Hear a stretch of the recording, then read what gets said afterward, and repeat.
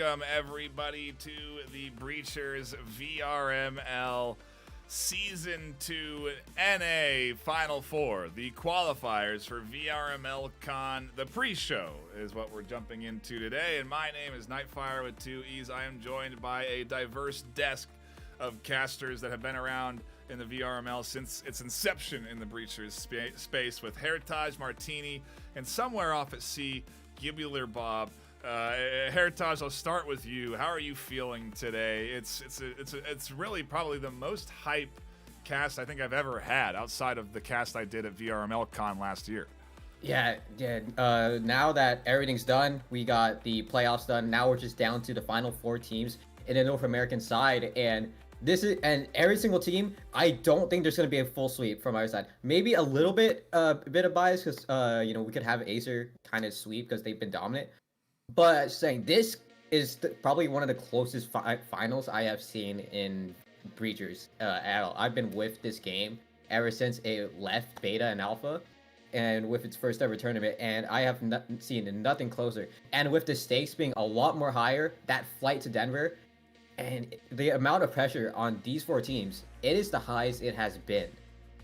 Yeah, it is by and large, again, the most hyped series that I think will cast all year long, really. Martini, we have several games that we're going to get into, but before we dive into the format and everything, how are you feeling today? It's an excellent day for NA Breachers. I mean, this is where I think this is who's going to win. Out of these four teams, this is going to be the one that wins it all. I don't know who, I don't know when, where, whatever, how many rounds or whatever, but one of these four teams is going to be the one that wins it all, and it's going to be a huge deal. At least today, the two teams that do win are going to be the ones that go off, and we see them fight out in the grand finals. Worst case, they do lose it out, they can still fight for that third place and get at least something out of this whole thing, right? It's exciting stuff. I'm always keeping my eye on Acer because to me they've been at least since preseason. We gotta keep don't dive into it. Yeah, all right. You know me, I gotta go into it. But yeah, we gotta phone into Bob as well, who's somewhere out in the ether. Bob, how are you feeling today? We're into the NA series off of a stellar EU series just a few minutes ago. Oh, yeah, I tried to sound like I was farther away or something. No, yeah, this is going to be a fantastic. We had an amazing EU semifinals earlier today, and we saw Acer EU, the number one seed, the team that went 7-0.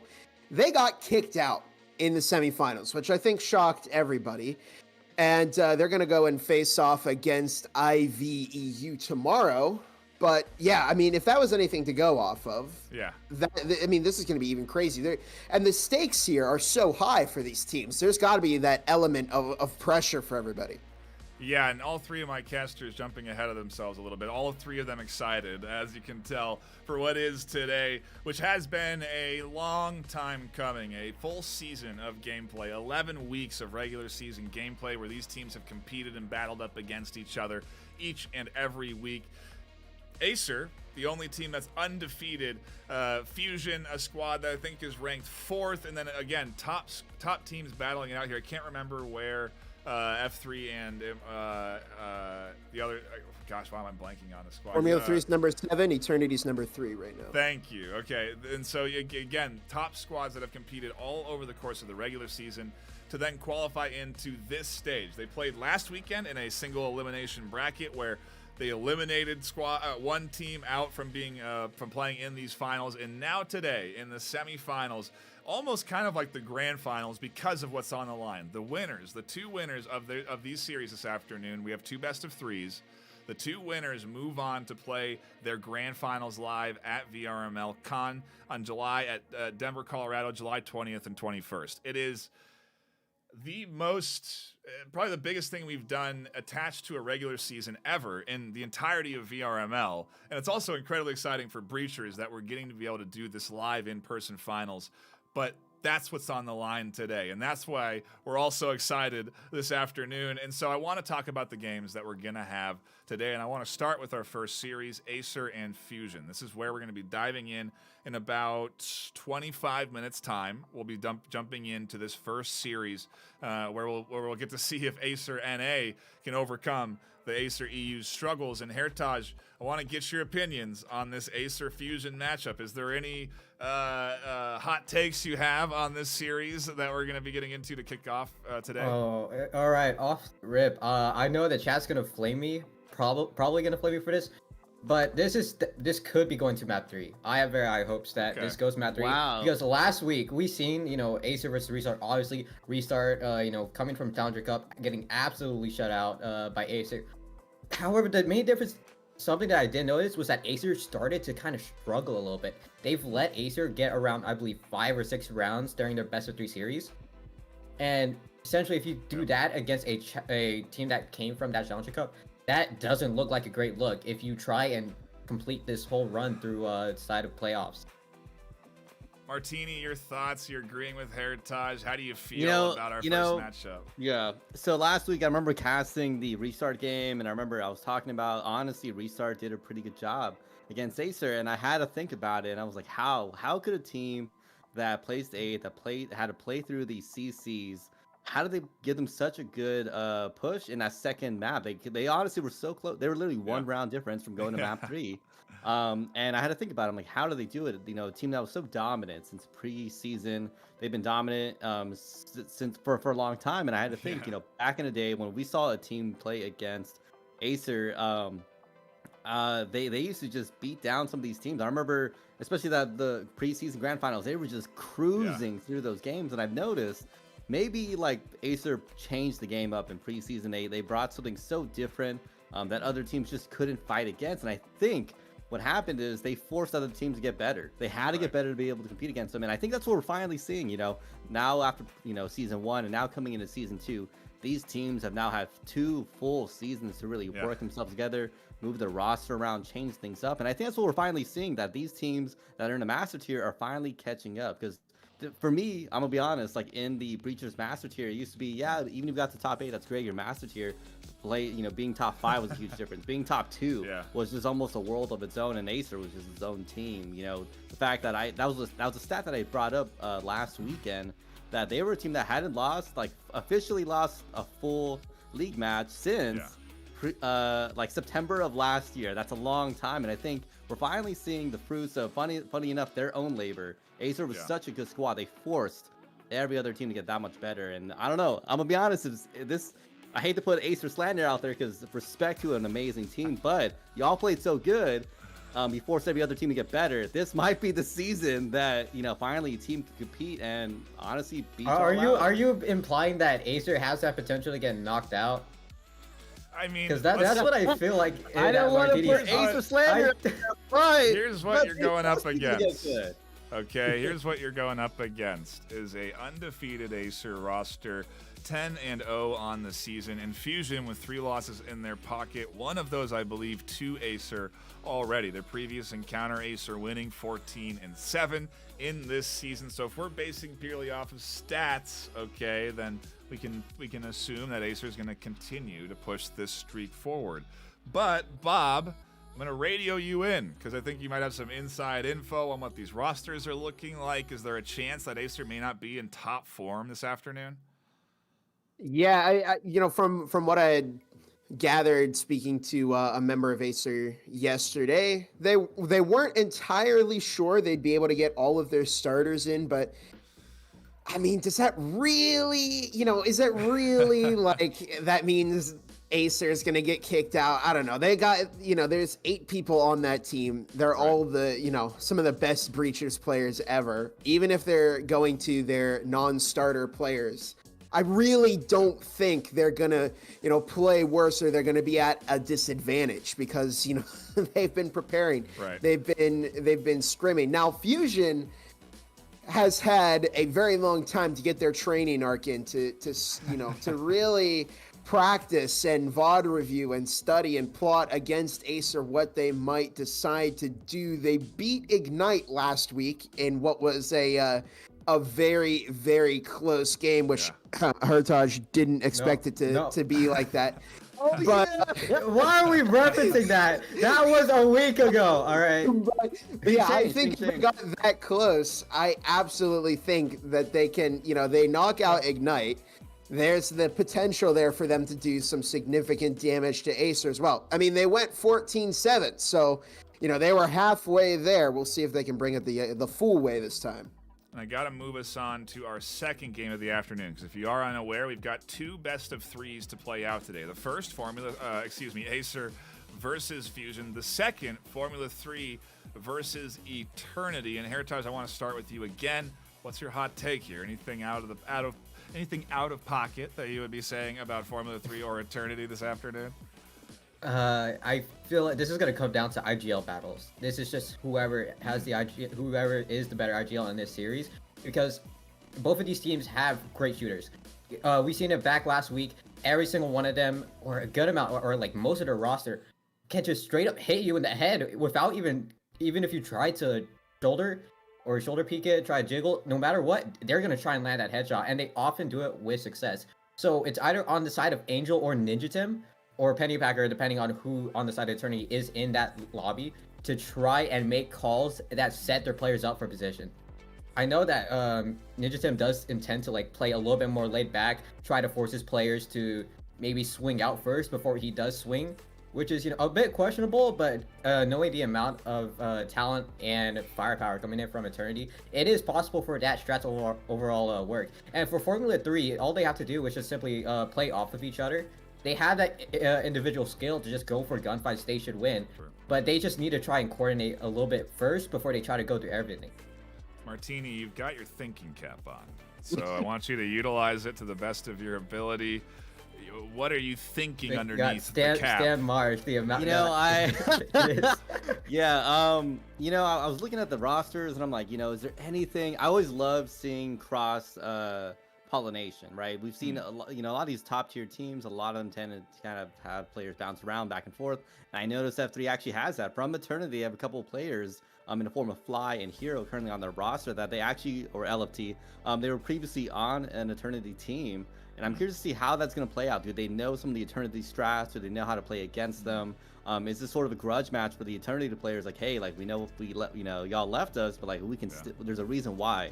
Especially with Eternity being the higher seeded team here, at least off the ladder from season. In Formula 3, remember they had fallen apart. They kind of reformed again. So I'm kind of hesitant on, do they have that team chemistry back to where it should be and be able to play against Eternity? But considering how well Formula 3 played in the previous season, and even some of the stuff like I said, the team falling apart and coming back together, I honestly might bet on Formula 3 in this one. I can see some good stuff coming out of it. No disrespect to the Eternity players. I want to see something exciting from the Formula 3 side. That's a team that came apart, reformed, and they are maybe even stronger than they used to be to fight against Eternity. We'll see. Bob, I'll go to you as well on this series. What are your thoughts? F3 Eternity, Heritage sees it in the leadership. Where do you feel like things are going to be determined with this series? I mean, Eternity is they're such a technical team. They really set themselves up for success. It doesn't just come down to gun skill for them. They've got the gun skill, but they also have just good strategies that put them in advantageous positions. Right. I was playing ranked the other day in Breachers, and I happened to come across the Eternity stack. And that went about as well as you might have thought it would. They're very, very tough. It seems like they always are, where your blind spot is. And they're pushing people in this site. They've got good frags, good grenades. Formula 3, also a very formidable opponent. I mean, we saw them take out IVNA last week. And that was an incredibly close matchup. Heritage, you were there with me for that. So, I mean, it was such a brutal battle. But they did manage to pull ahead.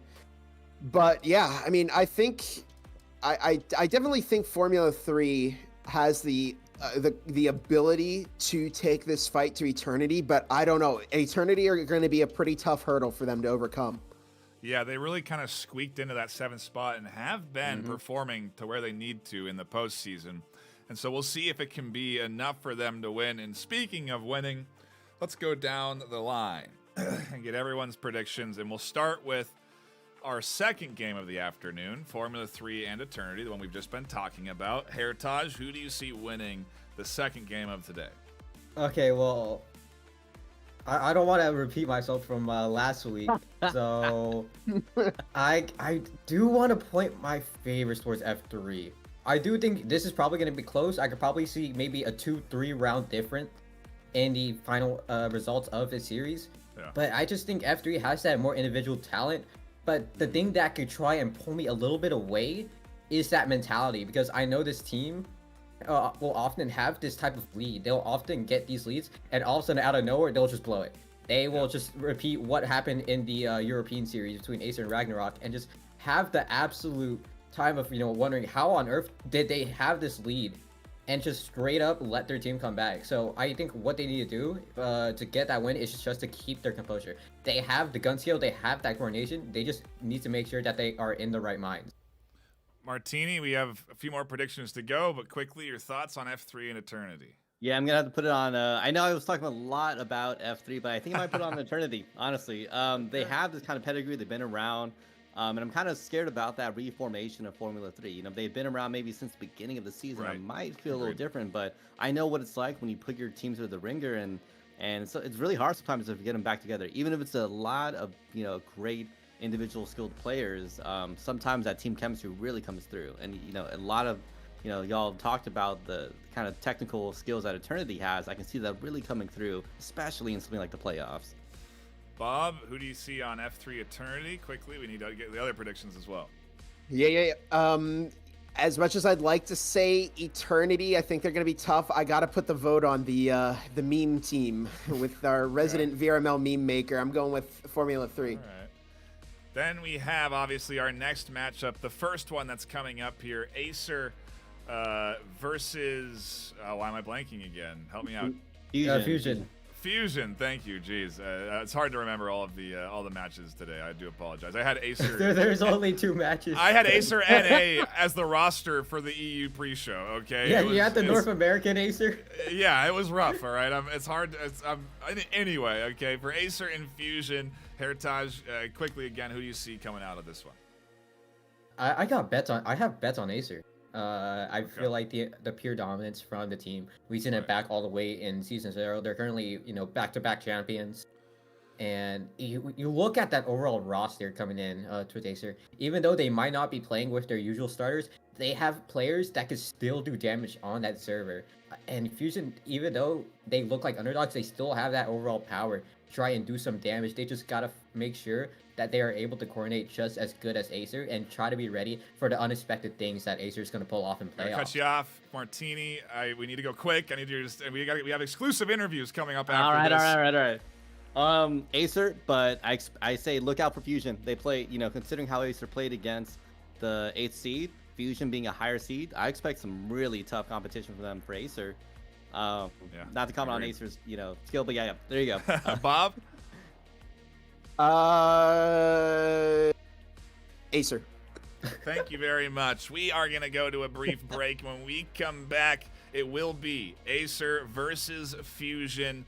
Catch these exclusive interviews, though, between Acer and Formula 3, both jumping in and giving their perspectives on their performance last weekend. Don't go anywhere. You're not going to want to miss the start of this series because it's going to be a big one. Acer and Fusion coming up in 11 minutes.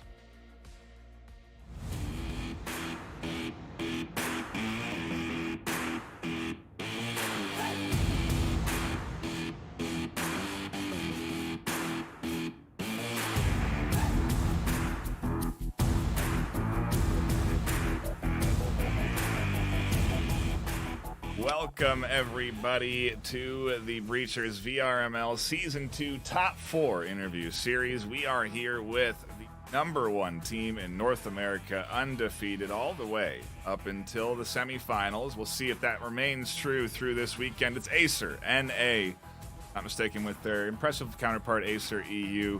How are you guys feeling? How does it feel? You got through that last weekend with a little bit of a couple of rounds that went the opponent's way, but at the end of the day, a solid Acer performance. But how are you guys feeling now going up with this weekend coming up? Good. I feel good. Yeah, I feel like they put up more of a fight than we expected, but still really good. Kind of forgot it really was good that we won. Forgot it was a semifinals match, but that's all right. All right.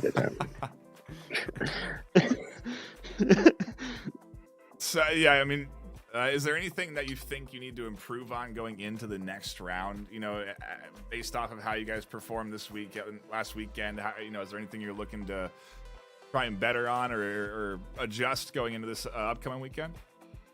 I think we need. I think all of our gameplay is fine and whatnot. Maybe just better team coordination or something like that. But we really need to work on availability because we all suck at that. Yeah. Our availability is horrible. Yeah, I was going to ask, how are you preparing for the finals? And just sort of in our off-line discussions, it seems like a lot of you guys are doing preps for, tests, finals, school. And it's hard to fit in getting your scrims you need to get in. Yeah. But we have, I think we have scrims like every single day this week. Yeah. Really? Which is kind of normal. Yeah. It's So you're pretty getting normal. your It's scrims just in then. Yeah, It's we're getting our the scrims study in. Yeah. We're making, the issue here is we don't have the same roster for all of them, so we're just gotta yeah, going for it, I guess. Yeah, and I mean, schoolyard. if we look at your opponent coming up, are you doing any sort of VOD review, any specific preparation for that individual opponent, or just sort of making sure you guys are at your peak form? Not gonna lie, I don't even know who's won. I think it was Fusion. Fusion. Okay. I think we played them recently, haven't we? I think we'll be all right. Yeah, Okay. we'll be good. As long as we play Well, like a They good enough roster. It's the They best put up of a good three, and fight if you last time. guys, yeah, they did, and Yeah. so to that, if you guys do manage to beat Fusion coming up here this weekend, you're going to be moving on to the VRML Con finals at July 20th and 21st. Do you think you guys have what it takes to take that #1 spot at VRML Con? I think we do. I would say so. I would. I mean, undefeated the entire season. I don't see why VRMLCon would make it any different, honestly. But Yeah, I The would kind live of gonna be harder. environment. yeah, I kind of but I hope that mean- we have like this immaculate build-up of just going undefeated the entire season, and like imagine we lose the last game. That'd be so funny. Hey, All that it's a hard work best for of nothing. 5. Okay, Oh, it so is? things are a little different. Yeah, I think so. Yeah, Oh damn, we gotta play every map. I believe so. Oh no. Oh wow. Well, best if you of play 5, 5 maps. Yeah. Yeah, you have to play all 5. But anyway, it's to that point, is there anything unique that you guys are doing to prepare for the convention? I suppose you're waiting for that after this weekend, right? Yeah, I think most of Yeah. us will probably like prepare and whatnot. I know my schedule's like pretty hectic around then, so I still don't even know if I can go. But Wow. I think most of us couple will of probably do the preparing like after semifinals and probably Right. after like all of our school is done, so we can just purely Yeah. focus on that. A couple of our Makes sense. players are on index, and so they have to start learning how to play the game on Quest now, so they can be ready for VRMLCon.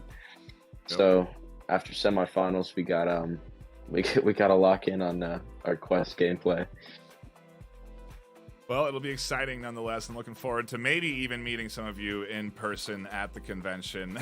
We'll have to see. It's to be determined this weekend. Best of luck to Acer and A and to you guys in your matchup this weekend. That'll be it for us here for now. And again, good luck to you guys going in this weekend. Any final shout outs you have? Gibular Bob. Shout out to Gib. Yeah, give it And shout out to all the other casters that are casting Yo, for like and Lumi, he hours broke his on end. shoulder. Oh wait, yeah, that's right. Yeah. And all the other casters who are just working their asses off for all of us. Awesome. Well, I appreciate that. Now I have to edit out that swear word. So it's Oh, I was so close. So close. That's You know, all right. I appreciate you nonetheless, though. And it's all I got, though, here. And so thanks, guys. And again, good luck. Thank you. Thank you.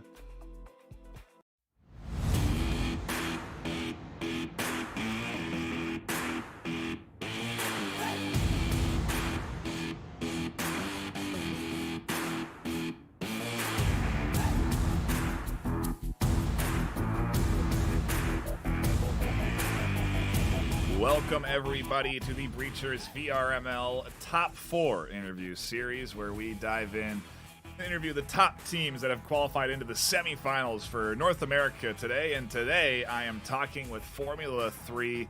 In order, we have Angel, Hero, LFT, and Old Gravy. And I'll start with you, Angel. How does it feel to have maybe a little bit of weight off of your shoulders and advance on to the semifinals this next weekend? Yeah, it feels great. It's just one step closer to getting the opportunity to head to LAN. So we're really excited. It feels good to kind of get the first round done. You know, Hero, we talked about the LAN and the pressure last time. Is that starting to feel more real now, obviously, with the semifinals coming up this weekend? A little bit. I really want to make it to LAN. Like, just one more win. Yep. Yeah, you're That's all we only need. one win away. And, you know, LFT, you had a pretty good series last weekend, but is there anything you think you need to improve on going into this weekend and prep for your semifinals matchup? I'd like to work on just a lot of like basic stuff, like outside of site holds, kind of just that stuff. Just really anchor down, not let them gain any space. I think that's gonna be the name of the game. Sure, and I mean, is there any special? Like, are you guys doing? I'm sure there's VOD review going on and stuff like that as well, because you know who you're going up against next week, right? Yeah. I mean, obviously, I've done that. I've done that a lot. I watched a few of Eternity's games. I mean, at school because I was bored. So I just watched them and just see the stuff they do over and over again. But that's mainly stuff I've done. I don't know about the rest of my team. Gravy, I think we're catching you at work right now. So how are you preparing for the finals then? On top of working, you know, where is it being mixed in? What are you doing to prepare for this weekend? Well, not a whole lot. Too busy making those thumbnails and stuff for you. You know, playing all the games and stuff that I can, pretty much all the little scrims and matches and whatever I can to basically practice. That's about it. Yeah, and I mean, at some points, I suppose, Angel, there's only so much you can practice. Are you taking? Is there, you know, any merit to taking this week off to some degree and just kind of maybe focusing on the weekend instead? We're kind of just doing it the same way we did with Aspect. I mean, we took a break, I think yesterday, or not yesterday, the day before, just kind of give us a breather after all the adrenaline of the Sunday match. But then we had a BCL match against Rect. We won that pretty well, and yeah, we're just playing it like it's normal season. We don't want to add any like extra level of stress to it. Just scrims, practice, VOD reviews. Yeah, and I mean, the last question here, speaking of stress, you know, do you think you have what it takes to be one of two teams that's going to be playing live at VRML Con July 20th and 21st? Yeah, absolutely. I think all of us here, and I'm going to speak for everyone else on the team, but I think we know that we deserve that spot. Awesome. You know, any final shout outs? This might be the last chance. You know, maybe we'll have another big interview for you for the finals. Who knows? But, you know, any final shout outs before you go from across the board? Yeah, first shout out again, haters. You said we'd be easy. Look where we're at. It was close. It was a good game, but don't ever call us easy. Okay, there it is. And said. Gravy?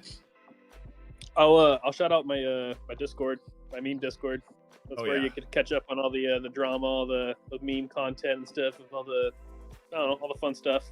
Oh yeah, lots of memes. Gravy is certainly becoming known for that at this point. LFT, anything to shout out?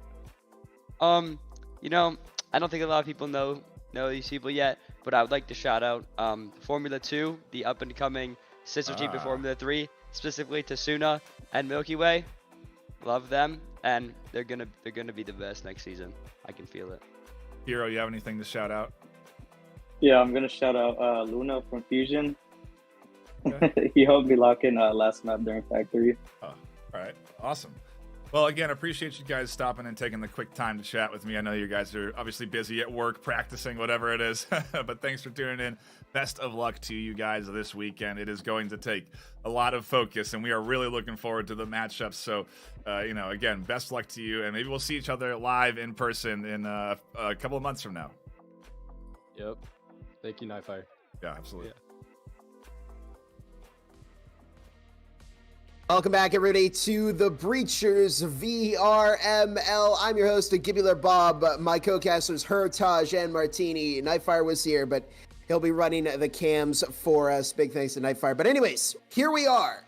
The start of the NA semifinals, Acer versus Fusion. We went over our predictions in the pre-show.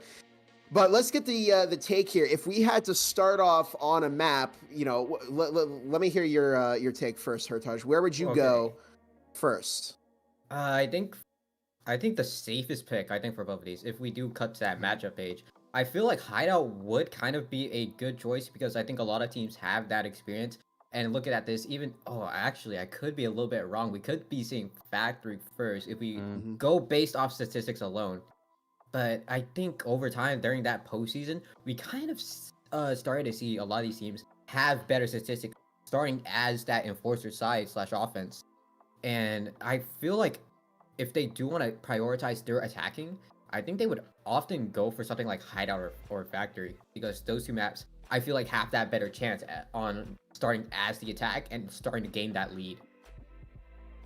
With how common the map is between these two teams, I'd probably argue Factory. Do you concur, Martini, or are you thinking somewhere else?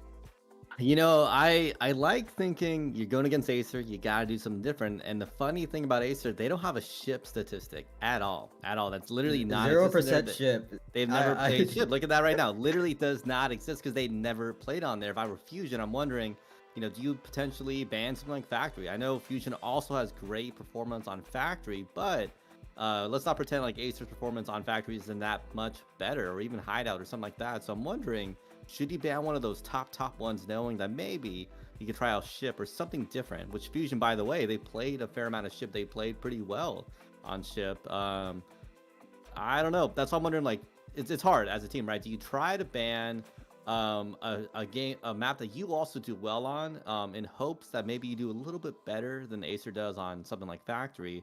Or do you take them out knowing that, look at Factory, look at that. That's a map that they use consistently and they've won it the most. 79% is impressive. And I'm wondering if you should ban out Factory. So I'm curious what's going through Fusion's mind. That's what personally I would do. Take out their best map in hopes of something else. Like I said, they don't play ship. Technically, it does pretend. I'm not gonna pretend like Acer's gonna be bad at ship, but you don't know if that's their worst map or not. And considering that they never played it, that they never made the conscious choice to play it. Do you think Fusion would ban their worst map, which I do believe was Arctic? Arctic. Would you go for that? Would you make that strategy of, hey, we could probably do the same. We kind of have similar statistics in overall in Factory. We do suck at Arctic. Looking at, believe 33% in overall round wins. But I think as more that mind game, do you try and take that risk of banning your worst map, which is Arctic, and leaving that opportunity for Acer to go for Factory, which is statistically their better side, but you also have that advantage of being your best map as well? Or do you just go off the rip and ban their best map, but you also end up leaving your worst map up for grabs? I think ship is probably going to be the enigma of the battle today, because we saw earlier in the EU cast, Acer EU had no data on ship. And it seemed like they had almost been practicing with, I believe, the Acer NA team, because they did actually have a pretty good performance on ship. So I think we could see that. Now, it is a map that Fusion kind of specializes in. They have some pretty decent gameplay on ship. It was their second best performing map. So I'd argue ship is not going to be the banned one here. I'm thinking maybe Arctic. That was Hertaj's pick. I'm tending to agree with that. We might see them play without Arctic and ban that, because against Olympus at some point during the season, I think, did Acer lose a map to Olympus and I believe that map was Arctic. I might be remembering that wrong. They might have beaten it, but if they didn't beat Olympus, it got very close. You are correct. Wow, your memory's really good. This is back in April, by the way, y'all. That was in April. That was a month ago. You didn't even cast it. It was Nightfire and Ridley. That's hilarious. You didn't even cast this. Yeah. And we're gonna go into our first matchup anyway, which is going to be on Factory.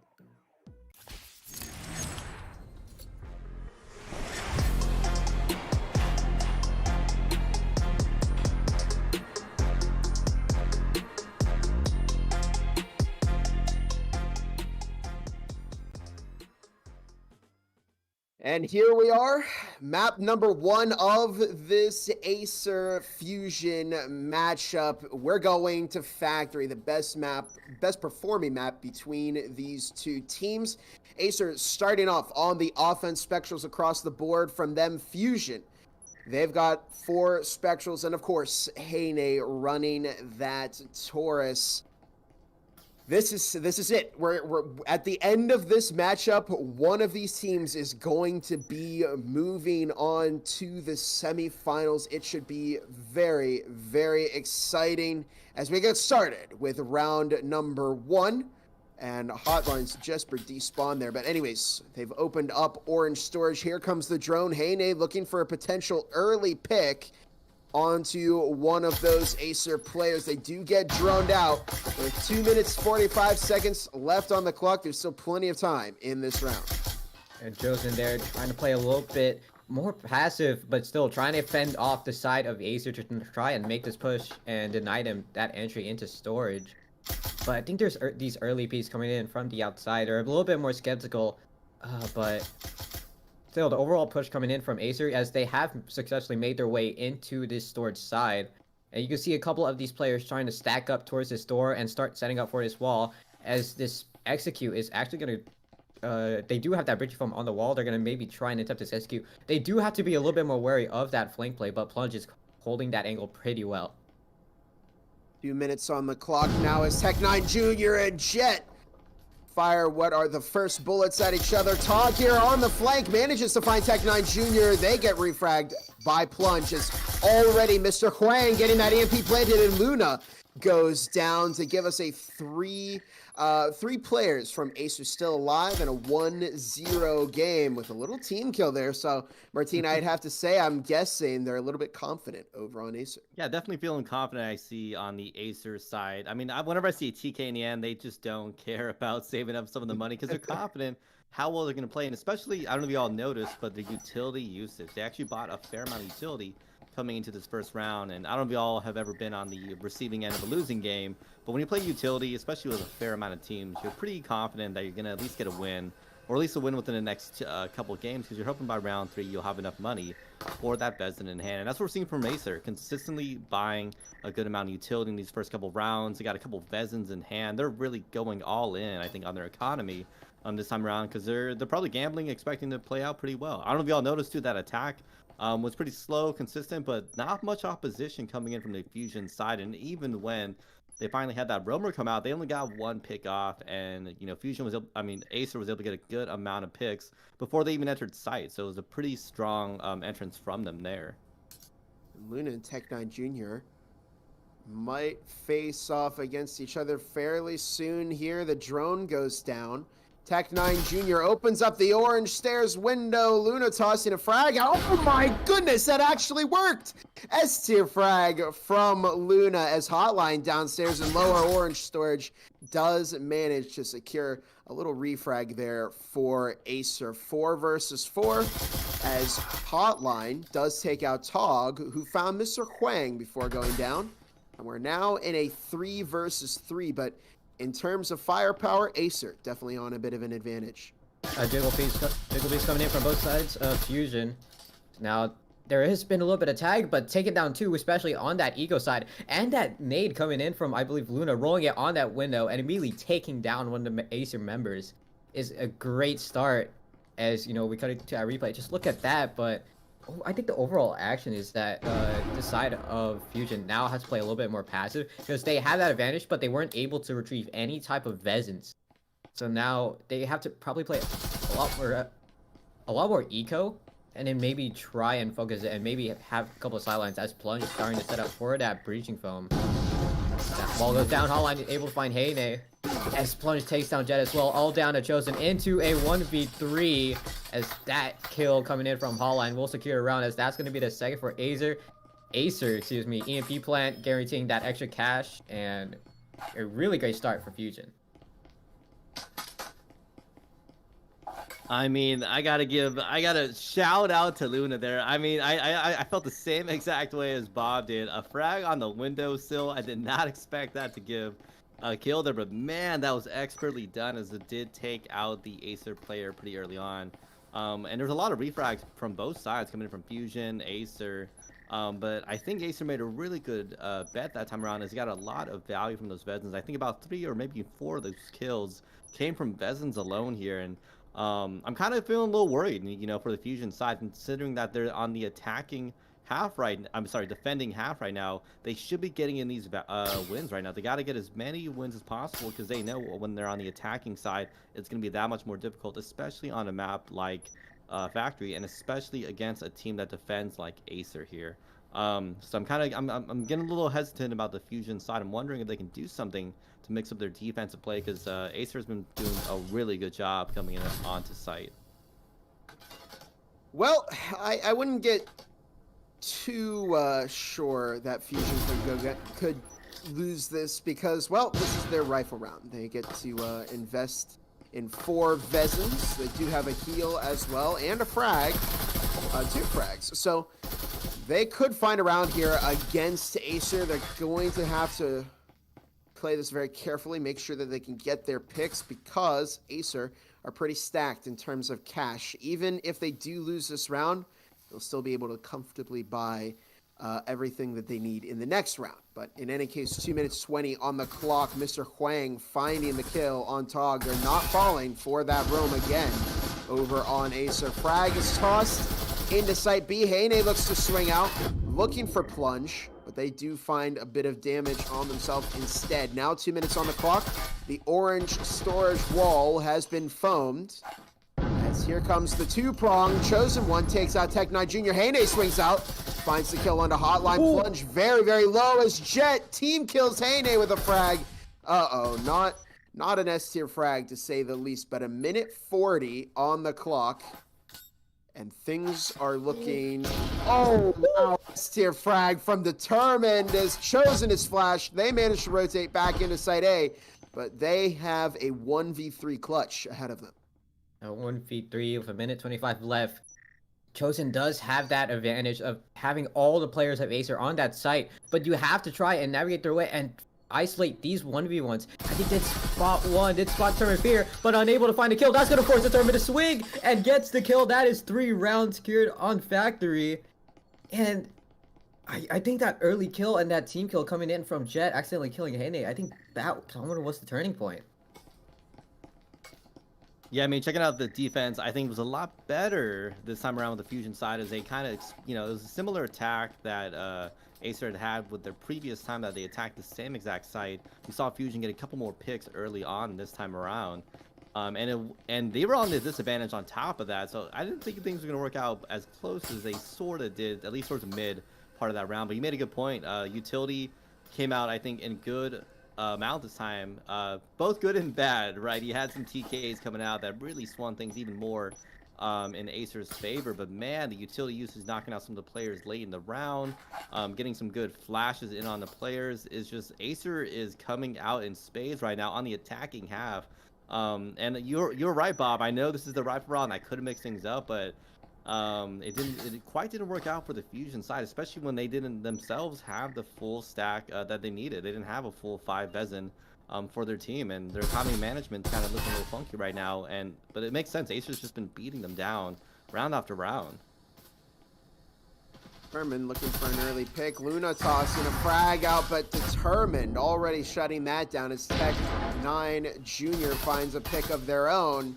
And it's now already a 5 versus 3. Now Heine, the Vezin player for Fusion, is still alive, but I mean, 1 Vezin versus 5, it's going to be tough no matter which way you slice it. Yeah, as the members of Acer drop down on Tech9, just straight up swings and finds Tog off the rip. Chosen all the way in that server side as the rest of Acer drops down towards that hatch. They're going to try and kill Chosen, and they do. Tech9 getting their second or third, if you remember what happened on that stairs. That's just down to Heine in a 1v5 and another flawless round. And I think if you're Heine, I think just saving that Vezin is the better option. But it actually finds the first kill in the tournament, so that does stagger their economy a little bit. Never mind, I could be a little bit wrong. As Heine finds Mr. Hong as side of Acer, they just want to find this kill. They want to take that Vezin away from Heine, but it is guaranteed that Heine cannot get this defused, so I think just playing for picks, if you're Heine, is the better option. And they're hungry for kills. Over on Acer, finding even more damage onto Hane. As the EMP is ticking down. I definitely think this is going to be a salvage here from Hane, but are they going to manage to keep that? Vezin Tech9 Jr. finds the pick onto Hane, makes it a 4-0 game. This is starting to be a pretty fast map one, Martini. I mean, I don't know if you noticed, man. There was like 2 early round picks from Acer. I think 15, 20, 30 seconds into the round, just really quick. I think Fusion tried to mix things up, right? They tried to, I don't know if you noticed, but they actually did some pretty deep roaming in this previous round. Then I think they had about 2, 3, maybe even 4 players actually off site. And it's kind of a gamble coming in from Fusion's side. I think they wanted to try something out and see if they can mix things up. Unfortunately, it did not pay off as Acer had some amazing early round picks that really crippled the defense for the Fusion side. I mean, the fact that you saw that, right? One of the players had a fight basically in the very end in office there, and it just didn't work out for them. Even them, they could have gone for a save, and it still didn't work out for the Fusion side. I think, I don't want to call this map a wash yet, but Acer has just been beating it down and winning so decisively from round to round. Fusion's got to do something, I think, in the upcoming maps, really, and figuring out how they mix things up. Looking at Tog right now, they find 1, they find 2, but now they're in a pretty tough spot right now. And Fusion are definitely working to keep in this game. They'd like to not exit their chances to go to VRML for free so early. Tog looking for Hotline. They do find Hotline. And it's now just down to Mr. Huang and Determined Fear. Determined finding Tog. As Mr. Huang heading over to Orange Storage. Just 2 minutes, 20 seconds left on the clock. And it's going to be a pretty tough battle here for Acer. Yeah, but they did have Tog able to get at least 3 before dropping down. As Fusion, they just need to keep at least 1 player alive. They need to make sure that they don't get even with Acer. Otherwise, this is going to end up, turning the tides with Acer trying to have that advantage. And I brace to Determined spotted the arm of Jet. But Determined finds Luda as it's just down to a 2v2. As now it's game on. Now the breaching from there. That's going to start to be set up for this A-wall as that opens up. Nate toss from Chosen. That might find 1, but ends up a bit too close towards the wall. Now it's down to minute 30 as Hong just squeezed through, but Jet, I'm not sure what happened there, but Hong gets a 2-piece, and that is a 5th for Acer. And I honestly thought Fusion had it. Man, yeah, really quick before we get to Martini, just wanted to shout out, we are doing a bit of a giveaway right now. We are giving away some HyperX headsets, and we are giving away some tickets to VRML, which is where the semifinalist teams are going to be playing. So, make sure you are going to that website. It will be posted in the chat here, and that will take you to the giveaway website. You can follow HyperX on social media, Breachers VRML on social media, and those will increase your chances of winning those tickets and that HyperX headset. So make sure you are entering that. Sorry to cut you off, Martini. We do have. Oh no, you're good. I understand the plug, man. I understand the plug. You're so right. I think Hurtaj, when he talked about it, I thought I was gonna go the way to Fusion. Didn't quite work out, and we always say this, Acer, just because they're down does not mean they're out, and that's exactly what we saw there. I think they were down maybe like by a 2-3 person difference, but every single player on Acer just has that sort of skill level where they can just take picks one after one and get those wins, and that's exactly what we saw in that previous round. Yeah, 2 minutes 40 on the clock. Tech9 dropping down the storage hatch. There's the incendiary popped, but doesn't quite find anybody on Acer. 2.5 minutes on the clock right now. Tech9 Jr. heading back to Blue Hallway Hotline. Also in Blue Hallway, Mr. Huang and Determined Fear. Having to worry a little bit about that frag grenade. Luna firing some shots, looking for a potential pick. Tech9 throwing a smoke into the back of Site A. Jet looking to move up and find a pick onto Determined Fear. But 2 minutes on the clock. as you do see they haven't got the EMP planted quite yet on Acer. Oh my, just Tech Knight just swung and able to find Jeb, but Josen does get that refract. Tag, Tog is able to take down Hotline, and Josen gets a second before going down. Determined finds one, and Plunge gets the other, as it's just down to Hane with the Taurus in the hand, down to a 1v2. And we might be seeing a 6-0 lockout on Factory. Just down to Haney has to think about how to approach these situations. There is one player that is down to 20 HP, but with a healing syringe, that is going to be has to land that headshot. Going to be a peak. I think this fight here between Haney and Plunge, but Haney's looking the wrong. Oh, this is so close, and this is just timing right here. But I think Plunge.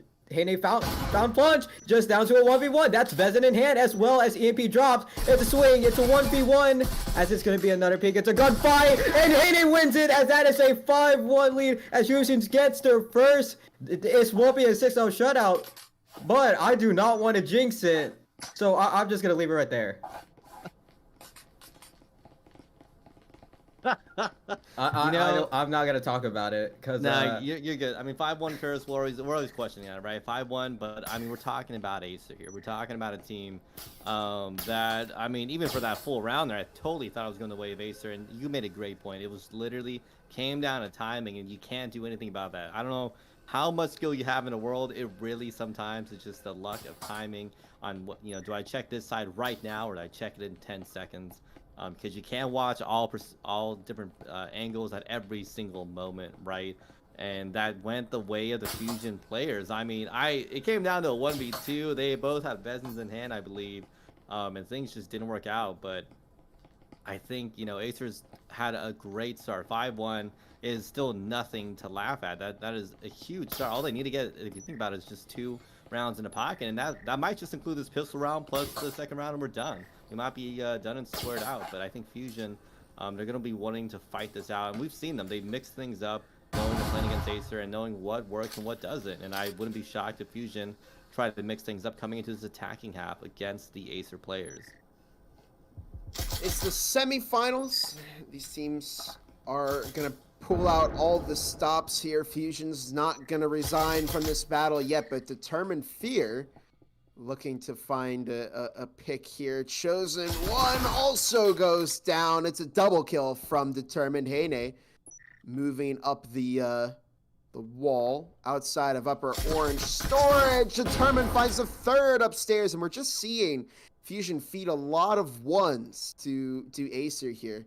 You know, at this point, when do you double swing? I don't think it's looking for Determined. Doesn't no, find wait. it. Fourth.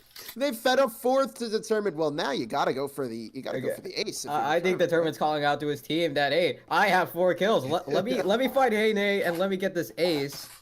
And Hane, your team just fed 1v1s to Determined, who has been on fire during this series. Just a 1v1. Oh, and that's just timing. As Plunge steals the ace. But a 4K on Determined on that round. And there's the little team kill. Yeah, I mean, 6-1 coming to this final round. Probably seeing some hero buys in from the Acer side. I would not be shocked. I mean, we've seen some players like Tech9 and Determined Fear getting a little bit more of a half buy. I mean, another Vezin in the hands there. I think Acer's trying to clean this one up in a 7-1, which that's just such strong gameplay coming out from the Acer side. I don't know what to tell y'all. I mean, the fact that Fusion did almost feed a full ace to Determined Fear, and credit to Determined Fear that is definitely not an easy feat. But I saw someone in the chat, they mentioned maybe it looks like the Fusion side might be playing a little bit more conservative. Maybe they're a little scared. And I think that's what we're seeing here. We're seeing the players playing very kind of scared, not as aggressive. It's definitely the Acer side, and that's what we're seeing from the Acer side that I think is working out very well for them right now. Is they're playing aggressive, it's working out for them, and they're consistently winning these 1v1s. I don't know how Determined won that. That's nutty. But it worked. It worked. I don't know what absolute miracle that Determined did, but I am shocked that he won that gunfight. mean, yeah, it just felt like they really fed a lot of unnecessary ones to determine there. You know, if you lose a player, try and coordinate a double swing or a triple swing. And we're seeing Tech9 Jr. find Ane with an RL. Tog goes down to Mr. Huang.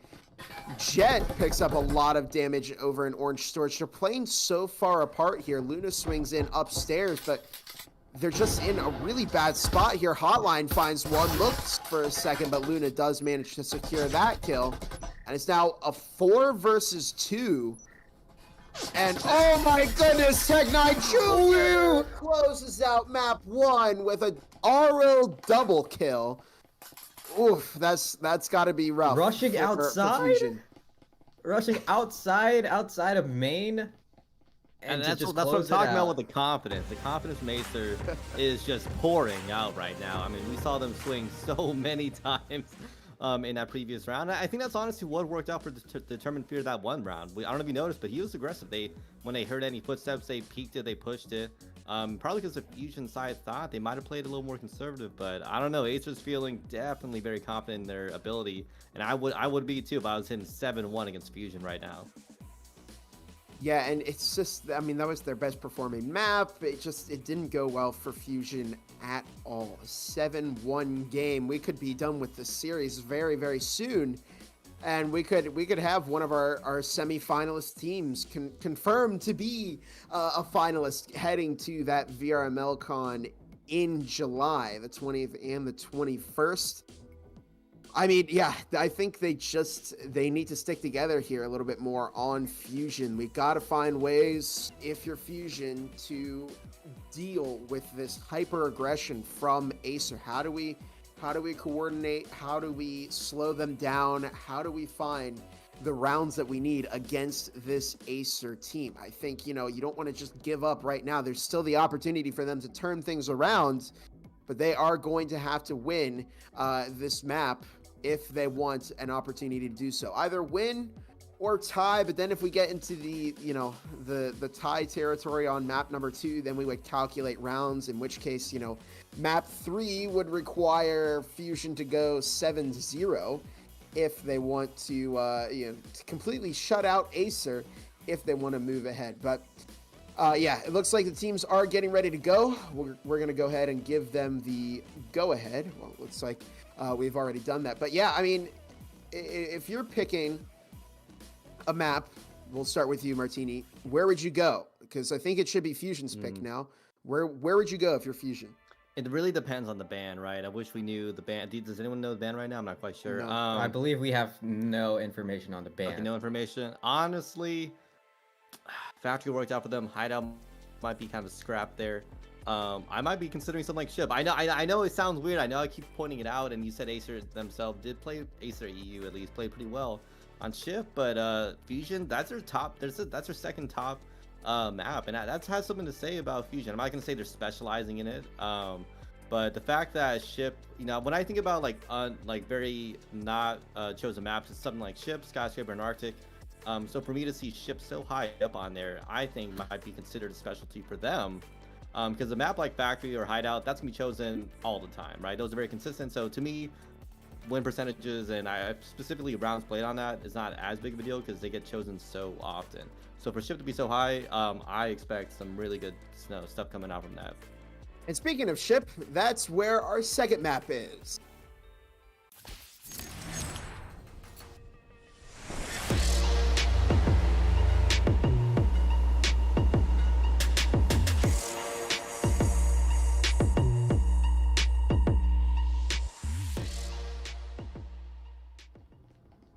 Map number 2, here we are in what could be Acer's ticket to the semifinals to Denver, Colorado in July.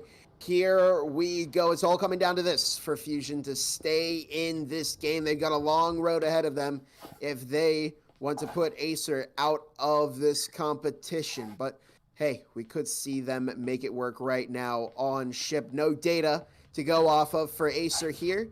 But does that mean anything? Well, we'll find out soon enough. A fresh 3 minutes on the clock. Starting off in round 1, there goes an exterior wall. They've opened up the pump wall on Fusion. What is this? 4 players stacking on the sites here. Oh no, 2 players stacking on the sites, 2 in each engine. Interesting. Yeah, two in engine is. I think you have those in red edge. I think you're trying to protect those bomb sites. Keep in mind, this is Acer's first time playing ship in a official series. Chosen trying to peek one window as I do hear a hatch that has blown wide open. I do believe that is towards Tog's side. There is no proper entry yet, as I feel like, yeah, Fusion is playing a lot more conservative than map 1. I think that's kind of what's behind him, as Chosen gets into a bit of a early exchange with Tech9 Jr.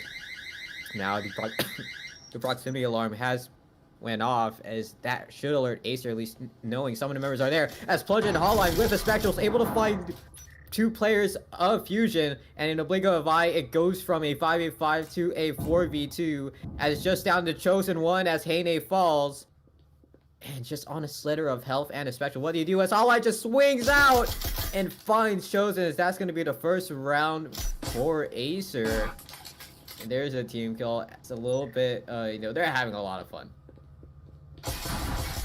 Yeah, no, I mean, if I'm on the Fusion side right now, I'm feeling the pressure. The pressure is definitely on my neck right now, as the Acer players are coming in off of a hot 7-1 win right now. And on top of this is technically, in terms of statistics, in terms of what's officially out there, in terms of, league match information, this is technically Fusion's map, when we really consider it. But we saw a very wide attack, very similar to what we saw in the previous round. They finally kind of came together for that attack on Engine. And I really thought for the first time we're going to see, something work out for them. Not these 1v1s we've been seeing consistently, where Acer is winning it out. And it almost worked out with a 3v2 attack on the Acer players. But this just goes to show how good Acer is at isolating those attacks and focusing down players, as a 3v2 attack from the Fusion side on an Engine, it fell apart. I mean, 2 players were able to hold out the Fusion side and win that one out. I don't know. I'd feel like they're really stepping on my neck right now. I want to see something different from the Fusion side, something that really mixes up this attack right now.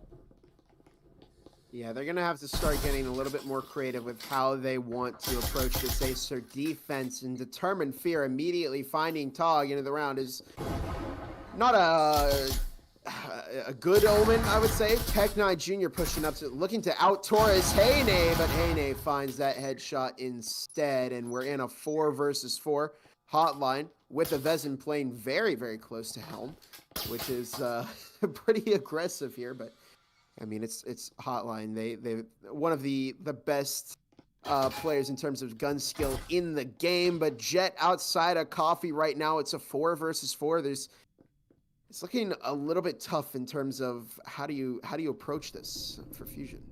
Yeah, for Fusion, what do? You do have Heine that is lurking up those stairs. Might be able to catch Determined Fear if they get this timing right. Oh no, this could go wrong. And Heine somehow manages to win the fight there, as it's down to a 4v3, as the Enforcers have the player advantage, but they need to start to approach this, because the last time they've had that player advantage, they ended up losing it and gave Acer that round. But if you look at the firepower, they just gotta find something to do. Now you see Jet crossing their way through the hallway. Nade is tossed, unable to find one. But Hinks just pushes on through and falls, as it's just down to a 4v2. Now that player advantage is in the favor of Fusion, but the Vezins prove to be a huge force to reckon with. It's just down to a 2v2, all down on Luna and Chosen. Luna has that EMP in hand as well, so Bridgie from Hotline swings, finds one, and finds the second, as that is the second round secured for Acer. And just an absolute showing on ship right now. I think couple of uncontested rounds from map 1 heading into map 2. Definitely a lot closer of a round, I think, from Fusion in terms of how they played, especially towards that, how they played in the previous round. I mean, the fact that it got down to 2 players on the Acer side, and I really did think it was going to start swinging in the Fusion side. But that just goes to show just how good of that gamble was from Acer. 2 Vezins in hand, was able to knock down, I think it came out to like either 3-2 or even 4-2 with the Acer players left in the round. We can see they're very confident. They're still very aggressive on some of their picks. I think sometimes that's allowing Fusion to get some picks, early on in the round, where some of these Acer players just really get aggressive. and work things out. But I get it. They keep winning these 1v1s. I mean, you had players like Hotline playing so aggressive early in the round and still getting a lot of value out of that Vezin even late in the round. It's hard. It must be hard right now for the Fusion players, but this is them finally coming into the rifle round. I'm hoping this is going to be kind of an equalizer for them, and hopefully we can really see the specialty for them coming out now on the ship side, on their attacking. In any case, we'll find out soon enough. This is their rifle round, as Martinez pointed out, and this could be their chance to turn things around. Tog over in navigation right now, and Jet immediately finds a pick on the Determined Fear. This is a good start for Fusion. Determined has been a bit of a thorn in their side for a little bit here, but they did manage to shut off that roamer very, very early. 2 minutes, 25 seconds on the clock. It looks like it will be a potential push down that kitchen hatch, but no, I think they're rotating all the way over to cafeteria. They are. Yeah, they're rotating their way towards the hatch, and all members of Fusion, they're still playing above. They're trying to at least find a single pick on the side of Fusion. They're gonna try to find at least one Acer member before trying to commit to this heavy. See if Chosen One trying to lurk their way through, see if they can find at least one player to take down with them.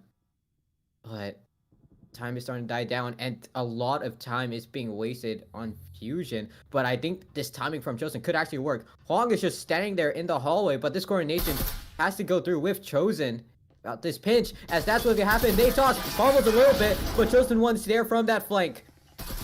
Now the side of Fusion are able to set up, wall open, and now the drop coming in from Tog. Just down to a 3v5, nades thrown.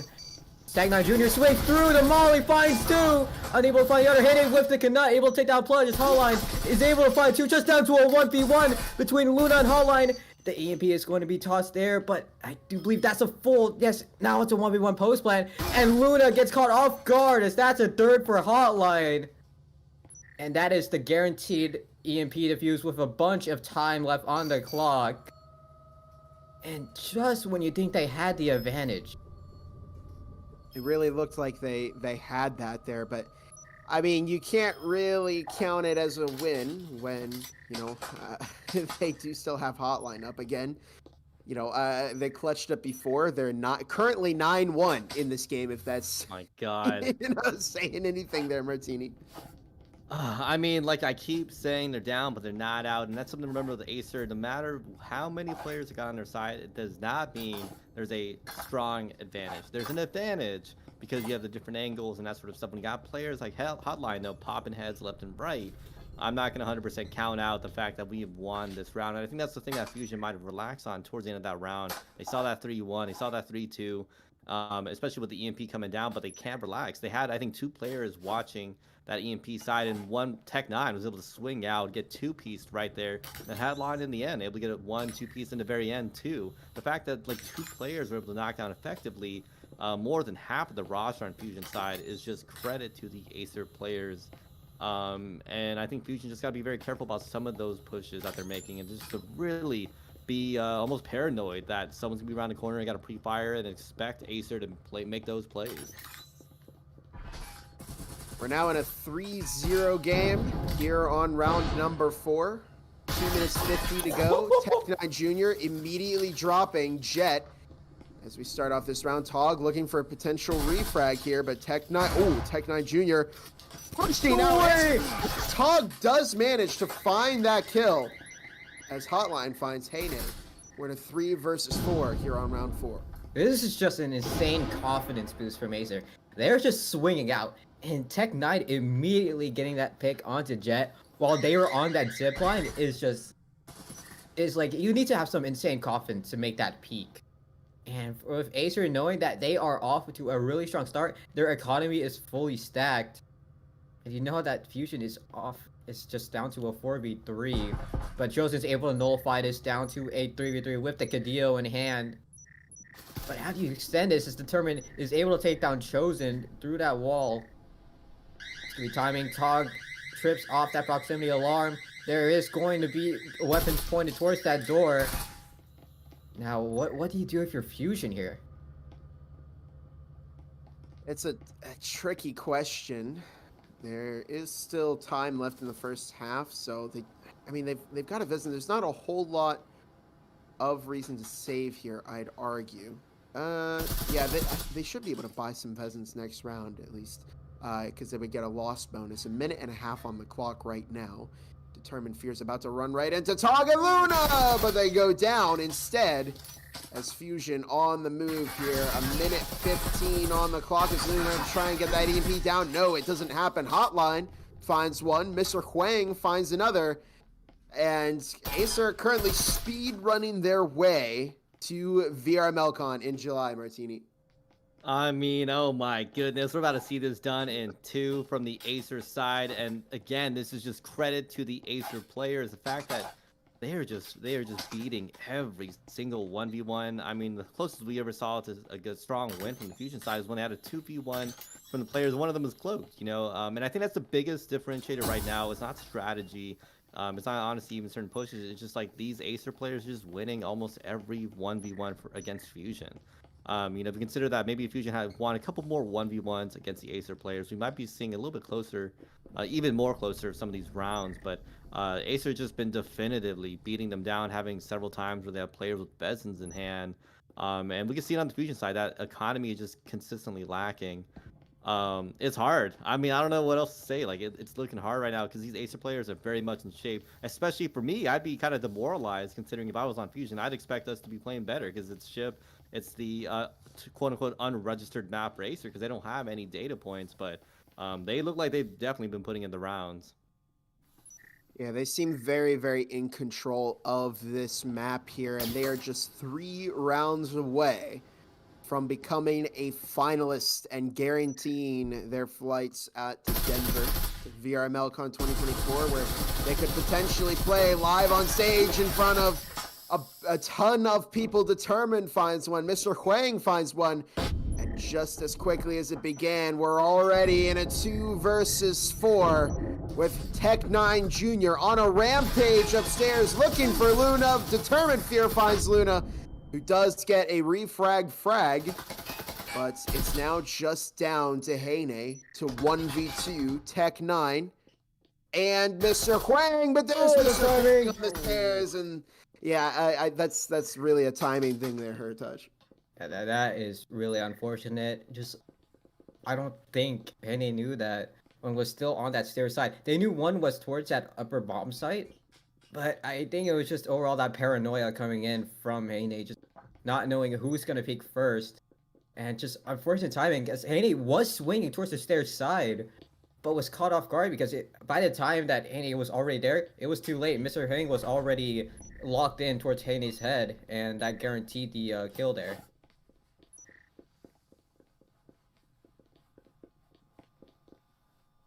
Martini, anything to add? I wasn't sure. I was like, I thought you were gonna respond. I mean, Bob, that was like a clear. Yeah, it went like 0 to 100 real fast for the side of Acer. I mean, it was. We're seeing like early round picks from Fusion. They sort of almost work out for them, but I mean they're gonna refrag, leaving I think a 2v4 for Fusion. So early on in the round. And I don't know if y'all noticed, again, Acer's playing aggressive. They had 3 players off of side. They're playing a whole different floor altogether. And timing's just now working out for Fusion. It's just these, man, I don't know what to tell y'all. It's just these 1v1s. It's just Acer keeps beating them in these gunfights. And this utility usage is not working out for Fusion in any way, really.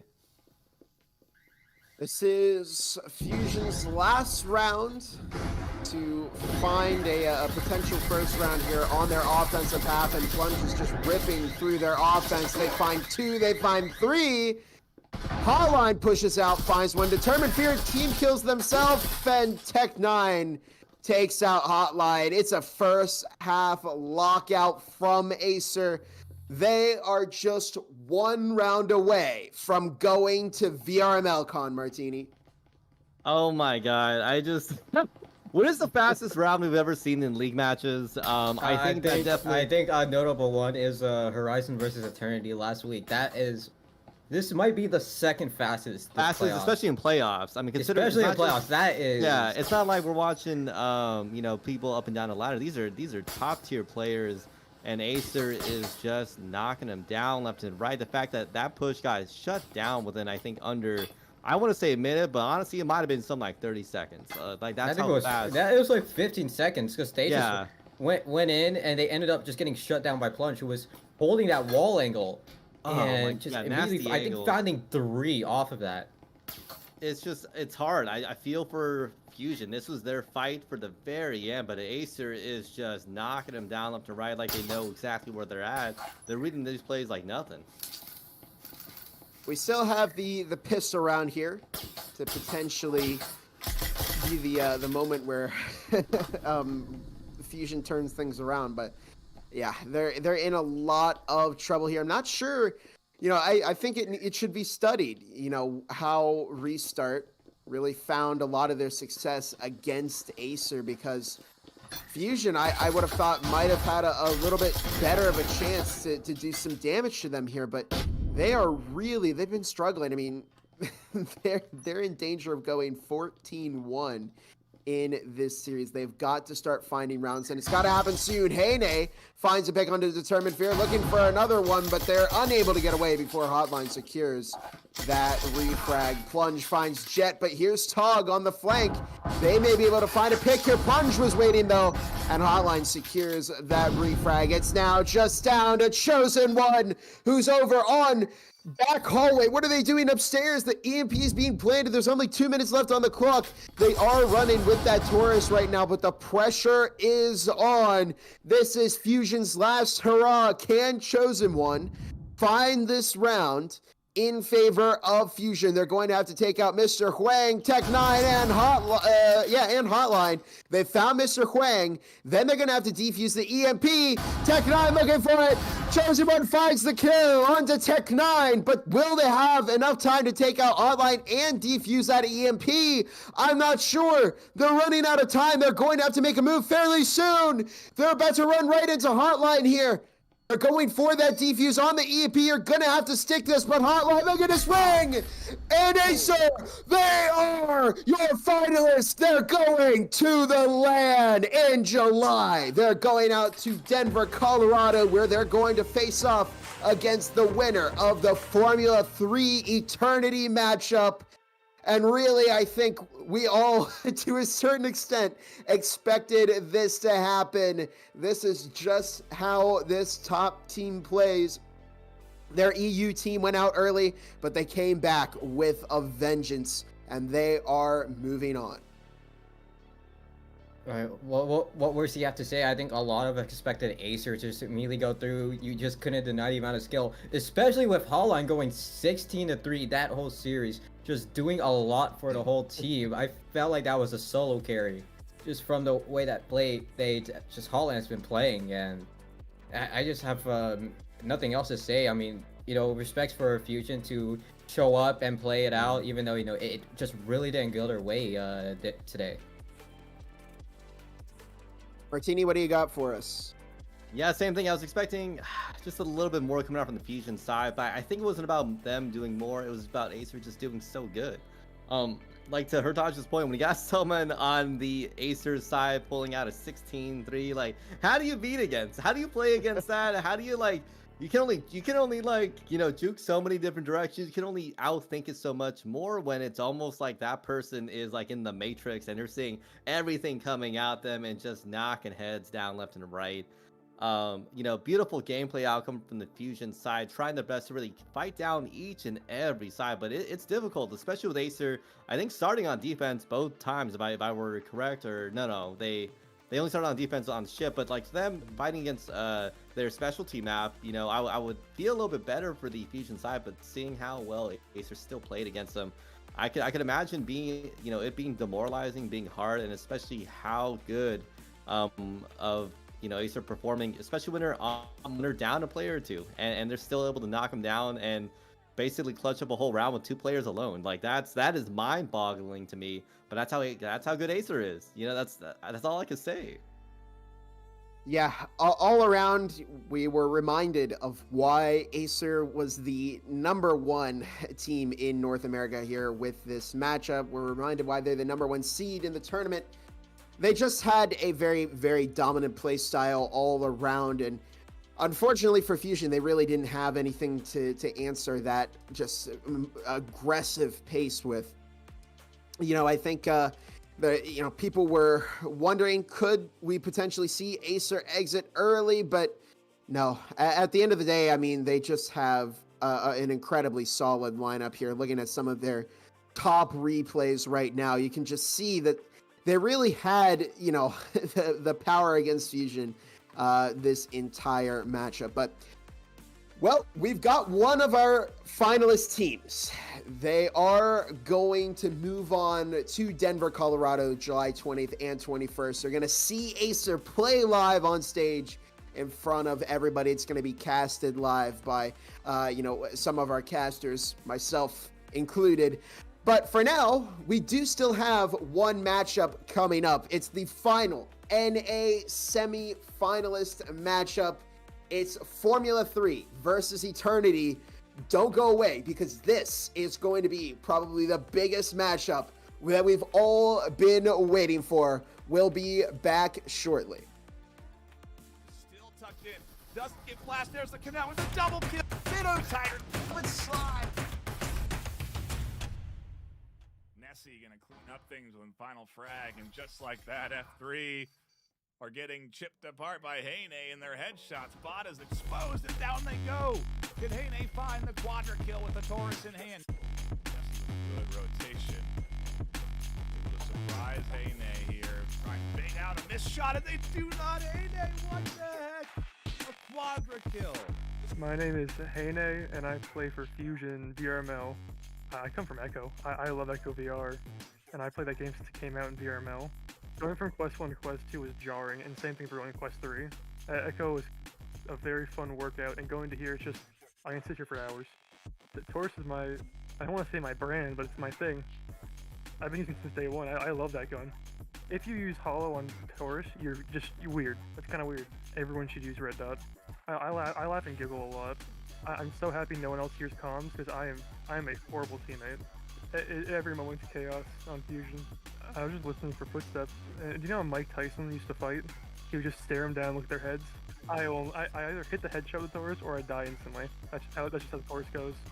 Because the Taurus demands so much confidence. But if you're not confident, that's the biggest thing by far. And it went through my hand. Better. One. Last guy. There. Yeah. He's outside.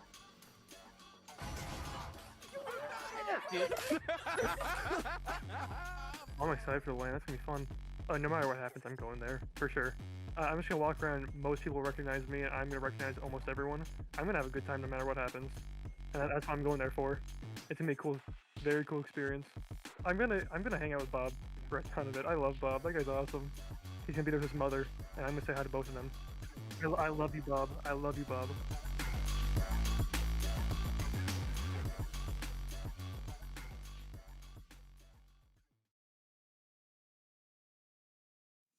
Hey there, I'm VRML. Breacher's competitive update has brought many great changes to our beloved game. Beyond adding rank, Triangle Factory has expanded headshot damage to the neck, as well as some map changes that are sure to balance and mix up the metas. Some changes denied previously overpowered peeks, including this window peek into Garage on Hideout. This white tarp in Garage is no longer penetrable. On Skyscraper, the one-way angle from Broadcast has been removed, as well as the radio wallbang through shutters. On Ship, the bomb site has been pushed back so a previous plant spot is no longer possible, like in Eternity versus Acer in the NA semifinals. Can't wait to see you in game! Ain't accept and ignore, just kicking it.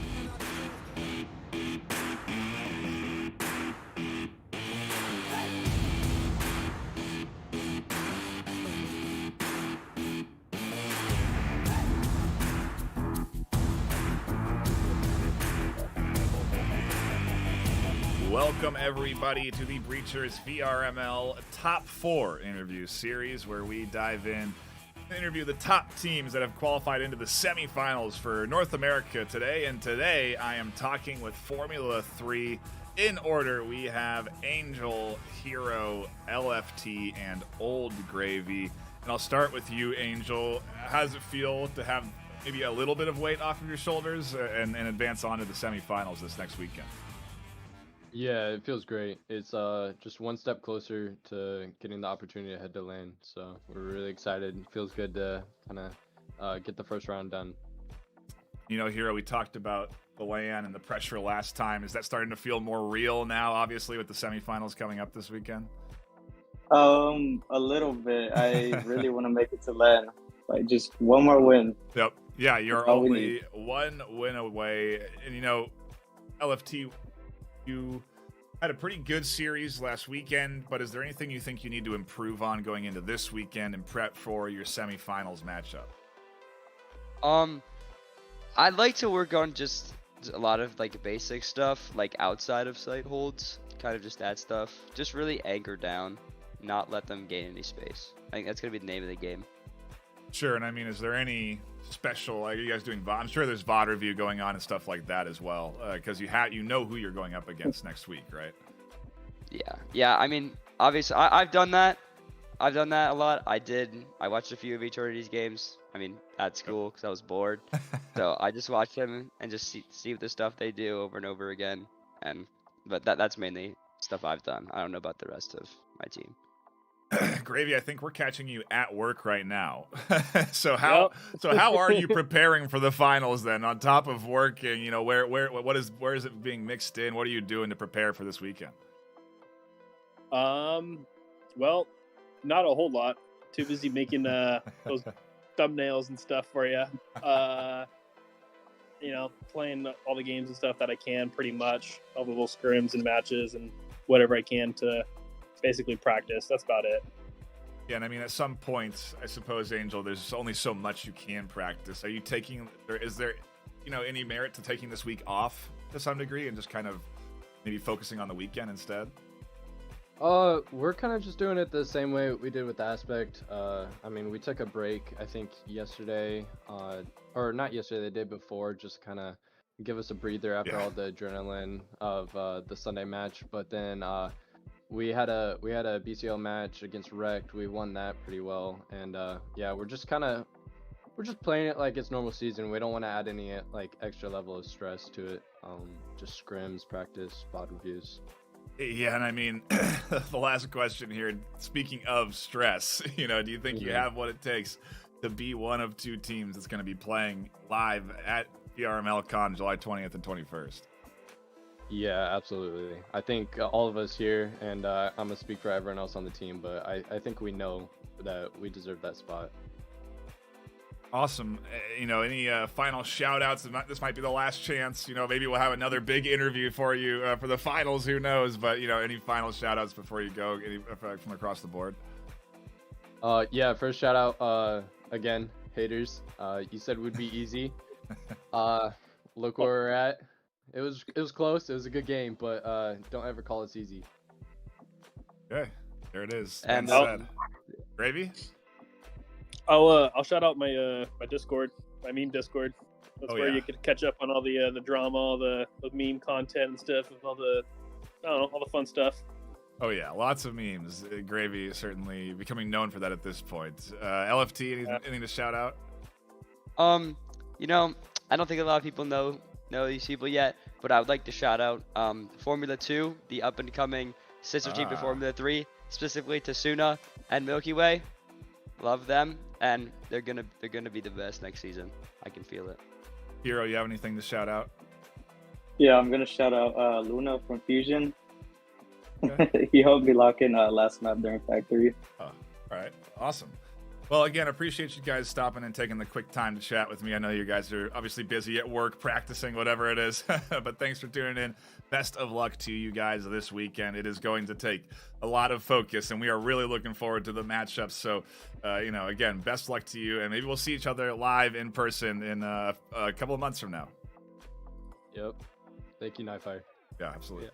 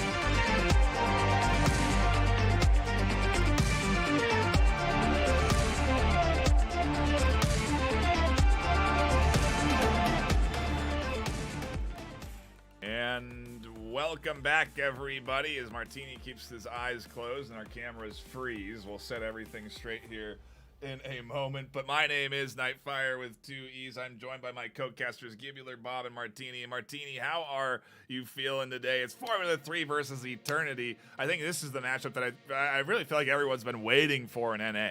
Mm-hmm. I want to see, did Formula 3 reform and come back to be, honestly, to their own old form of glory, or is Eternity coming in and saying, hey, like, no, we're going to be part of the grand finals. We're going to be the team that fights Acer for this top spot. And I mean, Formula 3, the fact that they came off of that win last week against EVNA, that's a huge win. I mean, against the 2nd seed in the whole ladder, that's a really big deal, and showcases that maybe they got the chops to play against someone like Acer, even with the the stuff that had happened with them early on in the season. But Eternity came all the way here.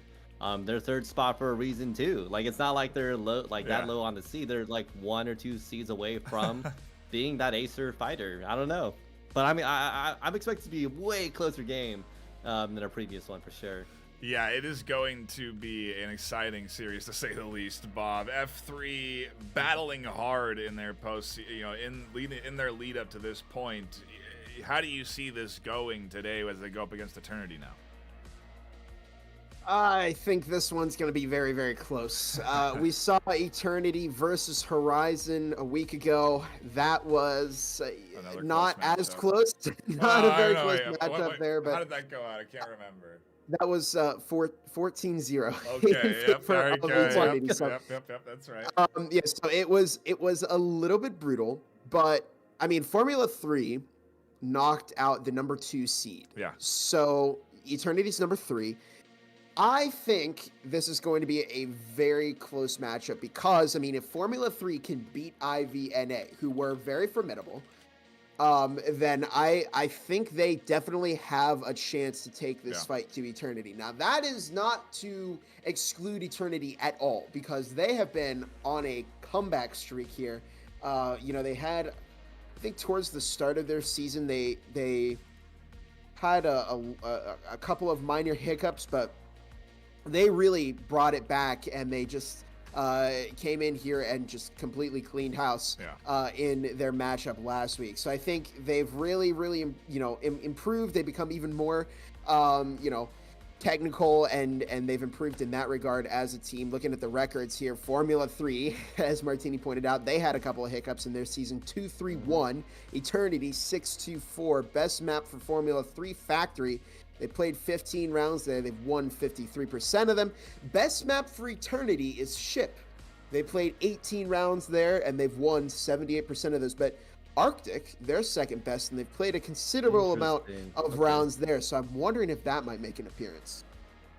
Have to see what we get here this afternoon on these map picks. And Martini, I mean, again, it's a bit of a toss-up where we go, because it's postseason, so things are different. We see Acer not play Arctic all season long on both regions, and then suddenly they're playing, Ship, and then suddenly they're playing Ship in the postseason. I don't know if stats are something we can lean on too heavily this afternoon with these teams and how they're gonna perform, especially F3.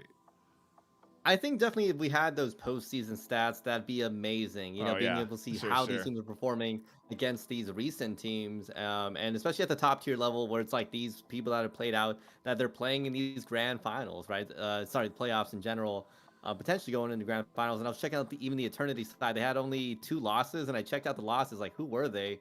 It was only against Acer and EVNA, the top 2 teams in the league. Funny enough. So they have a couple, ties here and there, but this is a team that's, again, they've been playing pretty well this season.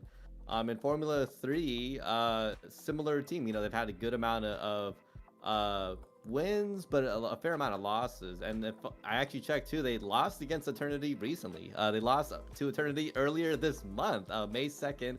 Eternity beat them in a 14-7. So they technically have already played against Eternity, and they lost to them. So this is, can Formula 3 come back from a loss like that against Eternity? Looks like we do know where we're going for map 1. It has been decided, and it's going to take us to Hideout. A exciting start to things. I think a map that lends itself a little bit more to the offensive side than other maps, especially maps like Skyscraper compared to Hideout. Definitely more offensive leaning. But Bob, as we get ready to jump into our first round. How are you feeling with this first map pick? Yeah, I think Hideout is, I mean, it's that tried and true. We see it all the time in competitive play. A lot of teams like to play here. They're very familiar with it. And we've got Spectrals across the board on both sides. Some utility coming out from Eternity, who are going to be starting off here on the offense. Formula 3, the defending team, as the sights are upstairs. LFT pushing close towards the door, looking for maybe an opening pick if they can find one. They've got their solid lineup here from F3. I believe these are all 5 of their starter players. They've had some availability issues in the past, but they've got the power team here, so to speak. 2 minutes 25 on the clock as Juice moving up to the bedroom door there, waiting, watching the flank as a frag is tossed out. That's going to find Proxy immediately, and the EMP is down. That's a good opening for Formula 3. Foam went down too, so it's quickly picked up by Juice. Finished off along that wall, and now a site opened up a little bit. You can see that emitter going to be slowing any plant down once it does come through, and a nice setup ultimately from F3 as they await Eternity to try and push through. This would be a really good way to kick things off on defense, get their footing down in Hideout, and get the ball rolling for their defensive set. And Berserk, look at this, Bob is tucked in behind 3AM and Juice. Oh, they find one, and they almost pick up Juice as well, but they do go down just in time. However, LFT was there waiting and found another pick onto 3AM as Hero taking out Juice. It's now just down to the Ace, and this is a promising start for Formula 3, as it's already a 1 versus 4 with the Ace looking to play for some picks. But at this point, F3, I believe they do know they have the EMP in their possession. Yeah. They're not going to get too aggressive here. They are going to keep themselves alive, not do anything way too aggressive, because they know they've got to keep as many people alive here as possible. You're not going to pull an Acer here and team kill each other for fun in this matchup. No, and oops, I went to go to the stats page because I wanted to see, is there a kill on Ace's side? No, it was Ninja Tim that came in, because I was going to go with the Ace needs an Ace here if they're going to come out on top for Eternity, but they didn't get the first kill, so they can't do it. But yeah, I think they may even not push in at all, which is an interesting. We've seen that happen, and we saw it happen more in like the early phases of the season, and then teams kind of stopped doing it. They stopped avoiding giving kills to their opponent. And at the end of the day, I gotta wonder what like the math is. But if you do avoid, I think maybe it would be 2 or 3 kills. But if you didn't let those go through a round, I wonder if the opposing team would be able to buy Vezin. You know what I mean? Like even off of a win, would they have enough cash available in the map, in that pool, to buy Vezin? Because normally you only have 1 or 2 players that's able to afford it, because they've either not bought in a lot in after that first round, or they've gotten the kills to afford it. And you know, without the kills coming in, that extra money isn't getting put into the pockets of F3, and so maybe, you know, Angel or Hero could have found a kill. They would have had, what, another 150, and I think that puts them at enough to buy a Vezin then. Oh, definitely, for sure. Economy choices are, I think, one of the biggest reasons why to go in. Hello? We lost Martini. I think we might have lost. Oh no, we lost our analyst. We lost Martini. Oh, there we go. Okay. So, don't take while the my internet thinking is cap bad, off, Martini. Keep it on, okay? Something happened there.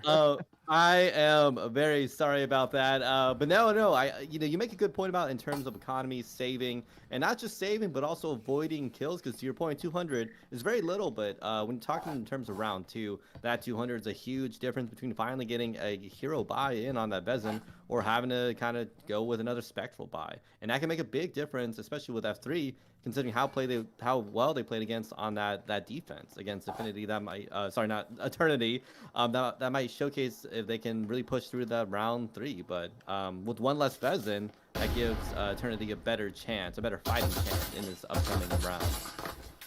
Quick drop down through the top hatch, puts them right to the action. Bob is Proxy and Juice And 3 a.m. all goes down in Garage, and Berserk goes Berserk, shutting everybody down. Nice pickup by Ace. Gets rid of one of the only Vezin. It's quickly scooped up by Hero. And now the Ace needs the Ace. I know this was a super eco, but that did not stop that from being as brutal as it was. I mean, that was quite the defense from Berserk, absolutely shutting down all of those players as the Ace heading back up to the roof here. I'm wondering, are they going to eco again or salvage again? Yeah. I mean, Martini, in your expert analyst opinion, is it worth it to save here and keep that spectral cloaking device combo? I don't think so. This is one of the few rounds. This is because of how much cash everyone's got in pocket right now. Because at best, I think the Ace is only going to save $400, and that's because next round they're probably going to buy a Vezin, so that Spectral really did nothing. So the only thing they really get to carry into the upcoming round is that cloak in hand, which is 400. It's not a small thing to look at, but it's not a huge deal considering the fact that they're probably all going to buy in on this upcoming round. And that's something I always consider, like, does this saving round contribute to anything in terms of economy in the upcoming round, or is it just more of a let me kind of maybe get another pick? And that can be a big deal, but I mean, if you get a pick on someone like Angel or Ash or LFT, you're going to knock out a Spectral, which they're going to have a Vezin in the coming round anyway, so it doesn't really hit them anywhere hard anyway. So it's hard. I would think, no, I don't think it's going to do much. If they can get a pick on someone like Hero and maybe get a Vezin in their hand, that's a huge deal. But I don't know, it's hard, right? Do you keep going for saves every single round if there's one player left? That's always a hard decision, right? Definitely slows the pace down overall. It's an interesting way to sort of maybe try and cool down F3 at the end of the day, because we are sitting here for a good minute and a half with one player alive, Ace not going in, and F3 having to kind of wait around. They're not able to shoot. They're not able to get ready for that next series. They're not able to get their full buys that they're planning for. They have to wait. And patience is a virtue that I'm sure these teams have mastered at this stage, especially if you're wanting to put on a good defensive half. But still, it is an interesting sort of way of also icing your opponent to some degree, right? Because it is, it has been a minute and 15 where since the eco happened, since that team almost went all down. And I don't think it was planned to leave Ace alive, but that'd be an interesting strategy. If you're going to go on your eco round, send 4 in. If they all die, then you leave 1 alive to slow down the momentum leading into this full buy round. Oh, for sure. And I mean, we saw a lot of value coming out in terms of economy, right? In the previous round, we had players like Berserk get a 3-piece, I believe, in that Garage. Getting a lot of value out of that Vezin, knocking down more than half of the enemy team.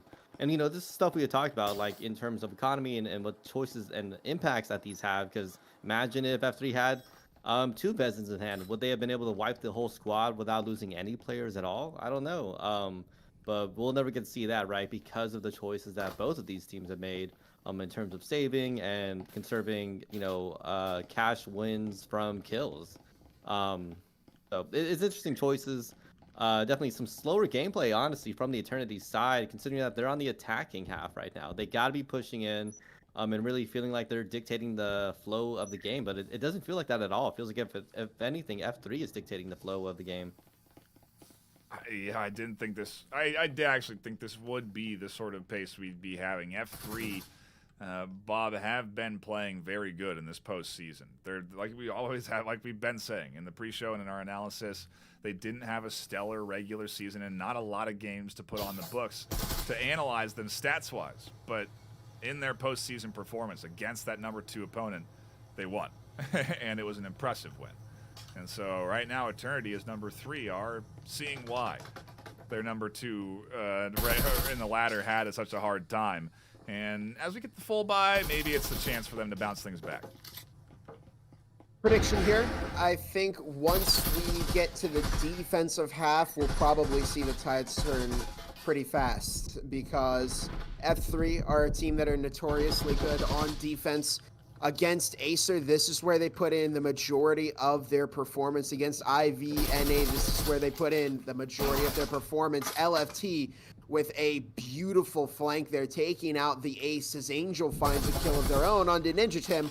we're already into a 5 versus 2 as Berserk finds 3 a.m. And this is the rifle round. This is the full buy round for Eternity.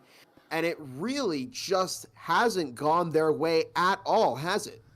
No, this is not the opener they needed, and they're just not getting any footing. I think we're not seeing an opportunity for Utility to come through because there's big flanks that are getting deployed, that are catching a double kill on the backside. There's early aggression on the swings. There's wall bangs coming through before Eternity even has the chance to really set up and get into position. And maybe it's extra bit of aggression from F3, I don't know. But their defensive half here isn't allowing even Proxy on the outside of spawn to get into position as they get picked off by a beautiful angle there from Angel. and Juice now is alone, and what again would be another eco opportunity with 45 seconds left in a 1v5. You gotta wonder though, is Juice going to eco? Yeah.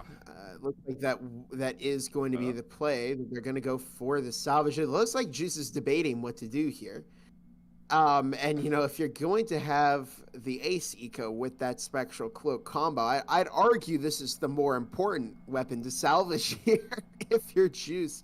And they may try and harvest whatever kind of utility off they can off their teammates. But, you know, 15 seconds left on the clock, no possession of the EMP, and there's 5 of your enemies alive. I mean, Eternity are just getting shut out of the building before they can really set up a decent push here. And again, I think that this is very, you know, the defense is really favored towards F3. And again, they've notoriously put up a great defensive performance. So once we get to that second half, right, that is when I'm really wondering. That's when I think we're going to start to see Eternity start turning things around. Martini, are you in agreement there? Are you feeling that Eternity can set the... I don't know. I'm going to be honest. Like, I know it's talking about maybe Eternity. I can see them with a pedigree and a lot of different things going on, but F3 is really good. I mean, they're just really showing such dominance right now. Well, Berserk and LFT if you consider, I'll see that. I'll say I get that, but F3, if you look at it, they're the only team that tied against Acer this time around. And something to consider in this lineup, it's not just about which team can beat the other team, but it's also which team can go on and really give Acer a run for their money. And honestly, between these two teams, I'd actually put my money on F3 because of how they previously played against them. I know Eternity technically had already beaten F3, but it looks like that is definitely in the past and out of F3's minds here, as they're having a pretty strong showing against Eternity right now. And they're playing confident, but not over aggressive. That's something that I got to point out, because that shows that F3 knows what they got. They know what they're doing, but they're not letting that get ahead of themselves and letting themselves feel overconfident, right? You're still seeing, though, as equally confident moves from Eternity. They're here to play. You're seeing, you know, these repels, these fast moves, the shooting out of windows. All of this stuff is very high level at the end of the day. It's stuff that you only see in really the top 10, top 20. And it's still impressive that F3 are able to do what they're doing right now, that they're up 3-0 and in this much control. The eco round coming in from Eternity, Bob, not going to be an easy one for them to push in on, but they are set up outside of it. Yeah, LFT playing again at that door, getting ready to swing out there. They're going to look for a pick of their own.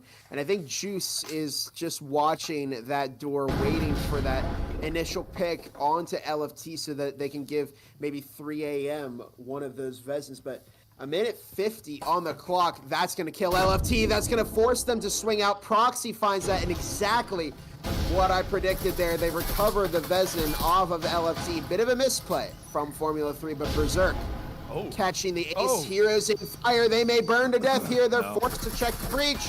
Frag toss in response. Angel with an S-tier frag on to 3 a.m. Incendiary tossed in, but the EMP hasn't been planted yet. Berserk is over at Killbox right now. They find Juice, get refragged by Proxy as Ninja Tim goes down. It's now just down to Proxy in a 1 versus 1 against Ash, the last member of Formula 3 standing. And this could be potentially Formula 3's first loss to Eternity. Proxy baiting out that EMP, Ash pushing up. to center of A. They're sitting right on the bomb right now. Just a minute on the clock. And it's all coming down to this. Will Proxy be able to get that EMP planted? They're going to have to stop trying to bait, and eventually they're going to have to plant that EMP. One charge is done. There's another bait, and they're going to push all the way up to center. And Ash, oh my goodness, with a flick onto Proxy. I thought at first Proxy killed Ash, but no. It was still an F3 win. They are now 4-0 in this first half. It's an insane opener, Martini. They are in full control. We go to another full buy round. Is it an opportunity for them here, or is this gonna... This is I think this is definitely defining round for Eternity, considering F3 has been knocking it down left and right. I really thought we were gonna finally see an Eternity win there. But even when it comes down to it, the F3 players still come out of this not unscathed. I'm gonna say that they definitely lost a fair amount of players that last round, and Utility I think did such a good job for Infinity. Eternity. I keep mixing those two up. Eternity in that round, as they had a couple incendiaries that came out of a frag, knocking out a player out of position and taking out the statics. That was beautiful gameplay coming out from them in terms of utility, and I think that allowed them to really get close. But here's the thing, even with such good usage of their utility, it wasn't enough. F3 still came down and clutched it up. It's well, time to step up to the postseason challenge, and Bob, get the foot in the door for this Eternity team. If they can get two right here, it really is a big chance for them to even maybe get the map as they swap sides and get their chance to defend. So this run and the next one, like Martini said, I mean, it's still an opportunity for them to get in as Ninja Tim bounces a grenade underneath the van. Quickly scooped up and refragged by Berserk to keep things 4-4, and what was a brief opportunity, a brief bonus for Eternity gets quickly squandered.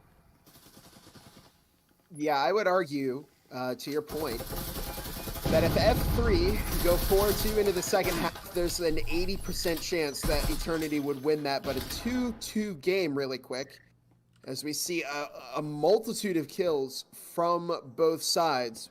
Shout out to Ninja Tim's S-tier frag onto LFT, by the way. That was a beautiful piece of artillery thrown. But now we're in a 2 versus 2. And, well, Eternity don't have a whole lot of real estate in Garage right now. They're sitting outside, and I think Proxy's just playing for picks right now, which, you know, they got a minute 50. They've got plenty of time. They're just going to patiently play this out, look for some picks, analyze, you know, what their next move should be. And they may be able to get this round in on Formula 3, but I don't know. Berserk's still alive, and Berserk is their top frag right now. They're going 8-3, standing well above all of the other players here in this game. Now just a minute 20 on the clock as Eternity have moved into Garage, but they're going to have to figure out what the play is. You know, how are you going to approach this site? Do you want to switch up? Maybe go to site A. Instead, they are going to play that breach. Proxy moving ever closer to the door into site B, and they may move over to Laundry. A Hero swings out at a perfect time, finds the ace, and it's now just down to Proxy, last member of Eternity standing. They've used their time in this round. They're now going to have to play get that EMP planted or find those other 2 kills, and it's down to Hero and Berserk. And I don't know, we might see, I just don't know if Proxy can clutch this up. Yeah, Hero's got a great angle. Berserk is thinking about pushing the short angle, and with 35 seconds left, they have to make a move. Is there any foam for them to rotate over to the other side as they try to bait out a nade toss with that entire Vezin? I think they're looking for a smaller pistol. No one's surprised by that. Hero pops up to find the kill, and in the chaos, in the panic, in the face of a potential 6-0 shutout, Bob, we do see a little bit of, rush, a little bit of urgency there, a little bit of panic in my mind to some degrees on the Eternity side, because the reality is starting to creep up on them a little bit, Martini. The reality of VRML Con slipping through their fingers is maybe something that's starting to get in on their mind. It definitely is. I will say it's still map 1. They can still technically come back on map 2, forcing us to map 3 right now, but I get it. The pressure's definitely on. F3 is in really good form right now. I know they're on the defending half right now, and I don't want to say that they've been winning it out like 4 or 5 players every single time, but they just have had things work out their way several times over now, and especially that one, right? They were Eternity had a solid round, but they were kind of still in a kind of a tight position around how do they approach that site. The previous round, the same thing. They had a 1v1 that almost went their way, and if they flicked just a little bit differently, it might have went their way. But F3 consistently just keeps getting these wins right now, and that's making me confident. I'm gonna be honest. Like I said, I keep looking at this as more than just this game, but the Acer, winner. Yeah, it's absolutely right. The winner here is going to have to go up against Acer, and if F3 is looking this good, they may have actually a real strong chance of competing up against that #1 team. As LFT and Angel find a kill themselves, a site does get cracked open. Both Juice and Proxy trying to barrel in, find some extra kills on their eco round, and not really getting much as Proxy and Ninja are left alone. In a 2v5, F3, Bob, is looking so good right now. I've been watching this intense standoff between Hero and Ninja Tim, and Hero walks out the victor of that exchange. Can't salvage over here on Eternity anymore, and it's just down to Proxy. No support items, no utility whatsoever. I mean, this is the last hurrah of Eternity here in the first half, and LFT finding that headshot onto Proxy. It's a first half lockout from Formula 3, and now just one more win, and they will be walking away with a complete shutout here on map 1. Now this is what I've been talking about. This is the big test. And if you're F3, this is the round that you want to win to close things out before Eternity start to build up momentum. Yeah, it's, man, what a series so far here from F3. And as we do swap sides and reset economies, Martini, how are you? I mean, I'm feeling for Eternity right now because, again, I know the pressure that they're under, the opportunity that they're looking at potentially securing if they can just get a few rounds here. And ultimately, at this stage, now you got to push for the 6-6. I mean, that is demoralizing. They had five players up from F3 side. That, if anything's dominant, that is dominant gameplay coming out from them. They keep pushing Eternity into such some tough spots, but those nasty picks coming out from F3 is just feeling like, wow, like I really am watching a team that's performing at, honestly, I think maybe one of the best gameplay we've seen come out from F3 in general right now, because I was just so dominant against not any run-of-the-mill team. This is the Eternity. To be able to hold up such a strong game against them is impressive, and we can see the same thing come out here on this attacking round. I will be thoroughly impressed, and I don't know, maybe I might be betting on them getting this done in 2. I don't know, because F3 is just showcasing such good gamelay right now. Martini, those feel like famous last words. You know what? I'm hoping it's I'm hoping it's Caster's blessing. Caster's curse. I'm sorry, F3. All my fault. Yeah, you're starting to sound like her touch there. Oh my It'll be goodness. over and done in 2 maps, but no, we're seeing Formula 3 foaming up that site. A wall, 3 a.m. picking up a lot of damage from Angel. They do manage to get back to the safety of that bomb, and Angel still tracing them there. They're waiting for that lean out, and there it is. Here's the ace downstairs on the flank. Do they have somebody watching? They don't. So this could be absolutely devastating for Formula 3 if they don't have somebody watching their flank. Hero took a glance, but I think the ace is going to get a pick here. Juice finds the kill on Angel. The ace looking to make some haste here, and finds LFT, and here it happens as Ash, now the last member of Formula 3 standing in a 1 versus 4 with 1:20 to go on the clock. And I'm thinking, Martini, you starting to regret what you said there? You know, I'm sorry. I said I would apologize if this was a caster's curse, and I unfortunately I think it might be coming into that for the first round. I'll say that first round. Let's take it. Just the pistol set. There's a lot of room to wiggle here for F3, and they did put on a pretty commanding offensive half. Ace being very disciplined, holding their angle, but they won't see Ash on the rotation. And do we get an equivalent eco from Ash this time, avoiding getting killed by their opponent?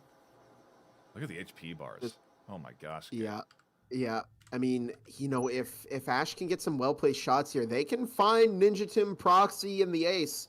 they won't take too many bullets to kill, but you do still have to worry about Juice, who's got 56 health left. And Ash is about to walk right into the ace, who did manage to take out Juice before going down, but with 3 Eternity players alive, I'm thinking we're going to see the start of the comeback here on defense. So this is what I was going to say. The pressure is mounting for Formula 3 to close this out before Eternity can build up too much momentum. Martini, it's well, I don't know, a little bit risky here for F3 now. They don't want to go in big, and so they're not. We're seeing a very minimal investment on their side overall this next round. Yeah, I mean, checking out this economy, it makes sense. I think you want to have about, 900 in the pocket, because with that consecutive loss bonus, they're thinking about getting 2K in the upcoming round. So definitely looking better for F3 to actually not bet into this round, while Eternity's on the opposite end, right? They want to win every single round. Because they can't win any less than that. Otherwise, we're talking about them losing, right? 7-1, 7-2. These are still pretty good win, in terms of a big difference for F3. And remember, this is playoffs. Every single round matters, because if they happen to get tied in terms of map wins, that'll matter a huge deal, right? Yeah. If we tie on map wins and rounds win matter.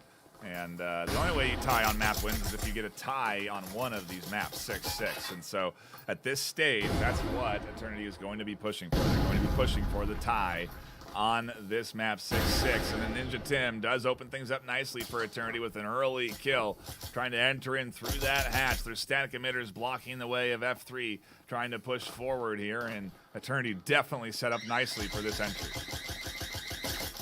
Yeah, we saw Berserk go down very early. LFT goes down early. Ash finds one. Angel finds one. And it's now a 3 versus 2. Uh-oh, but both of the Vezin players are still alive on Eternity. It's the Ace and Juice. They both have a Vezin, and they both have... Oh, it's just down to Angel. Yeah, and Juice there on the cleanup. Manages to pull the round ahead for Eternity. And, yeah, I mean, that got very, very close, though. They're not going to be able to take 2 Vezins into the next round. They will get both the heals, but it got very close. Yeah, it certainly did. That was... I think we're heading in a fast pace here, Martini, towards a 6-6, quite frankly. But the full buy, I mean, again, another big round. The fact that, to Bob's point, they did get one of those Vezins down, and now we have... still a full buy coming in from Eternity, but like if they lose here, their economy is not going to be in a good place. They're not going to have a whole lot in their pocket. I think they'll have enough for 1 Vezin if they lose this next round. So a big moment for F3 right now. Oh, definitely. Oh, I guess it doesn't matter. If F3 win, it's over. Yeah, it's game. But it's something to consider in the previous round. I know I'm not trying to hype up F3 too much in this game, but I'm definitely on their side right now. Something to consider, F3 did get that a close round. There's 2 Vezins in hand for the Eternity side, but F3 came out of this 1 player alive on the Eternity side. But, that's impressive considering that they're down the economy.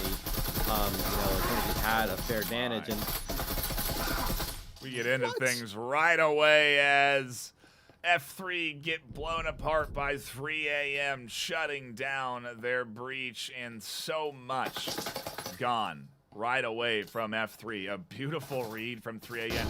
And that's an uncommon roam for them to be on the bottom floor on an objective that's centerfold. I mean, that absolutely shut down F3, Bob. I am still trying to process what just happened. 5 versus 5 suddenly turned into a 2 versus 4. But yeah, I mean, LFT stuck outside. At this point, I feel like maybe you just salvage the 2 Vezins. But I mean, Martini, in your analyst expertise here, do you go for the salvage, or do you think it's worth it to go for the 4-2? I think it was a good call out that was such an uncommon roaming push there. I would have just chalked this round up to, hey, bad luck. You got to just run it back the next one, see what happens, right? And it's true. Right now, they only have 1 Vezin in hand, actually. If the other player can maybe grab another one, that would work out for them. But you want to see what you can do in the upcoming round or upcoming rounds in general right now, because F3's got a lot of breathing room. Something to consider that this isn't down to the wire, they can breathe a little bit. If it comes to a tie later on, it might bite them in the butt then. But right now, they got another 4 or 5 rounds, right? Kind of safe for them to do whatever they need to. So it's not bad for them to decide, hey, let's go in for the save. We got a Vezin in hand. If LFT can get another Vezin in hand, even better. Which is I think what they're going for right now is they're on the bottom row, probably picking up some of those Vezins from their previous teammates.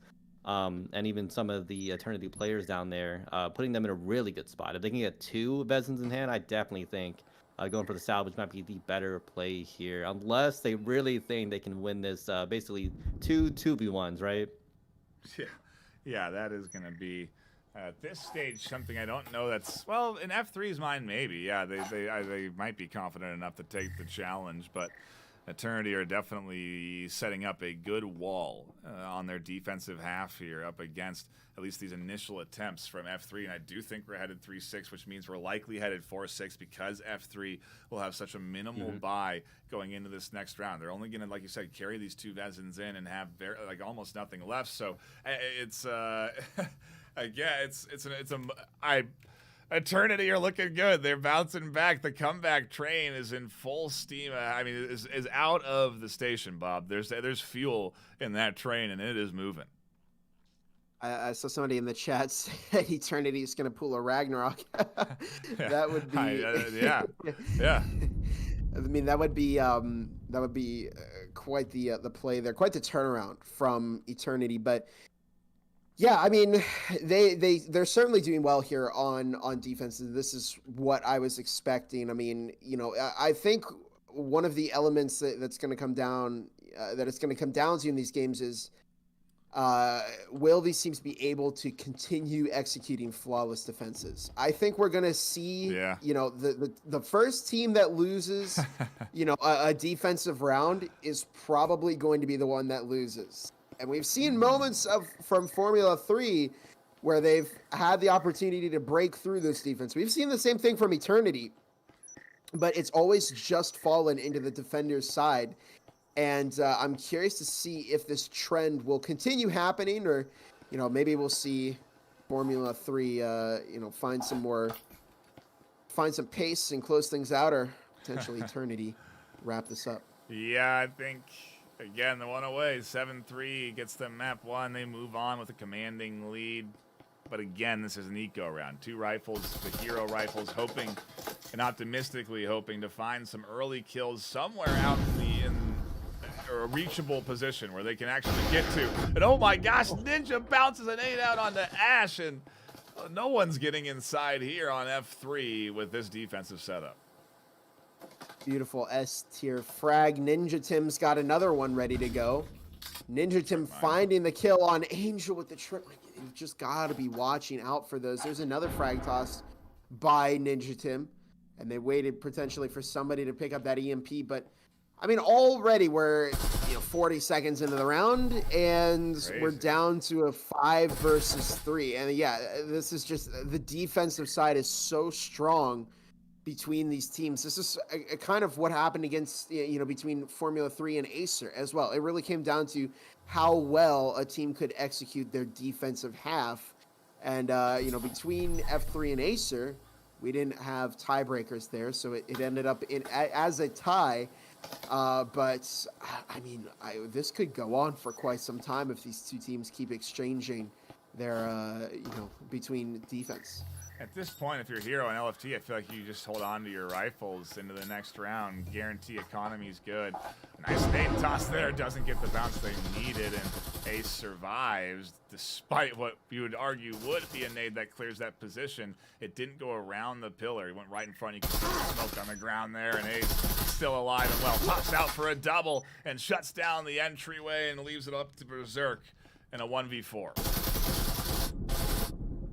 Yeah, wow. that would be very scary if you're Berserk. You're all the way down in Waterfall, and there's 4 members of Eternity still alive. They've got Vezins, they've got Util, and you just have a Spectral. And there's a minute on the clock, so this is not something. Yeah, I think maybe the salvage would have been the smarter play here, but this certainly isn't best case scenario for F3 because they're going to go in basically with just one Spectral and nothing else. So you got to wonder, I mean, is it worth it for Berserk to save? Do you try and maybe sneak up on somebody and find another pick? I really don't think it's too worth it to keep that Spectral up. But I guess maybe going into the next round, you know, with something is better than going into the next round with nothing. I mean, this is just hyper competitive breachers. These teams are maximizing the economies that they're really focused on every little detail and, again, avoiding any bit of extra cash going into their opponent.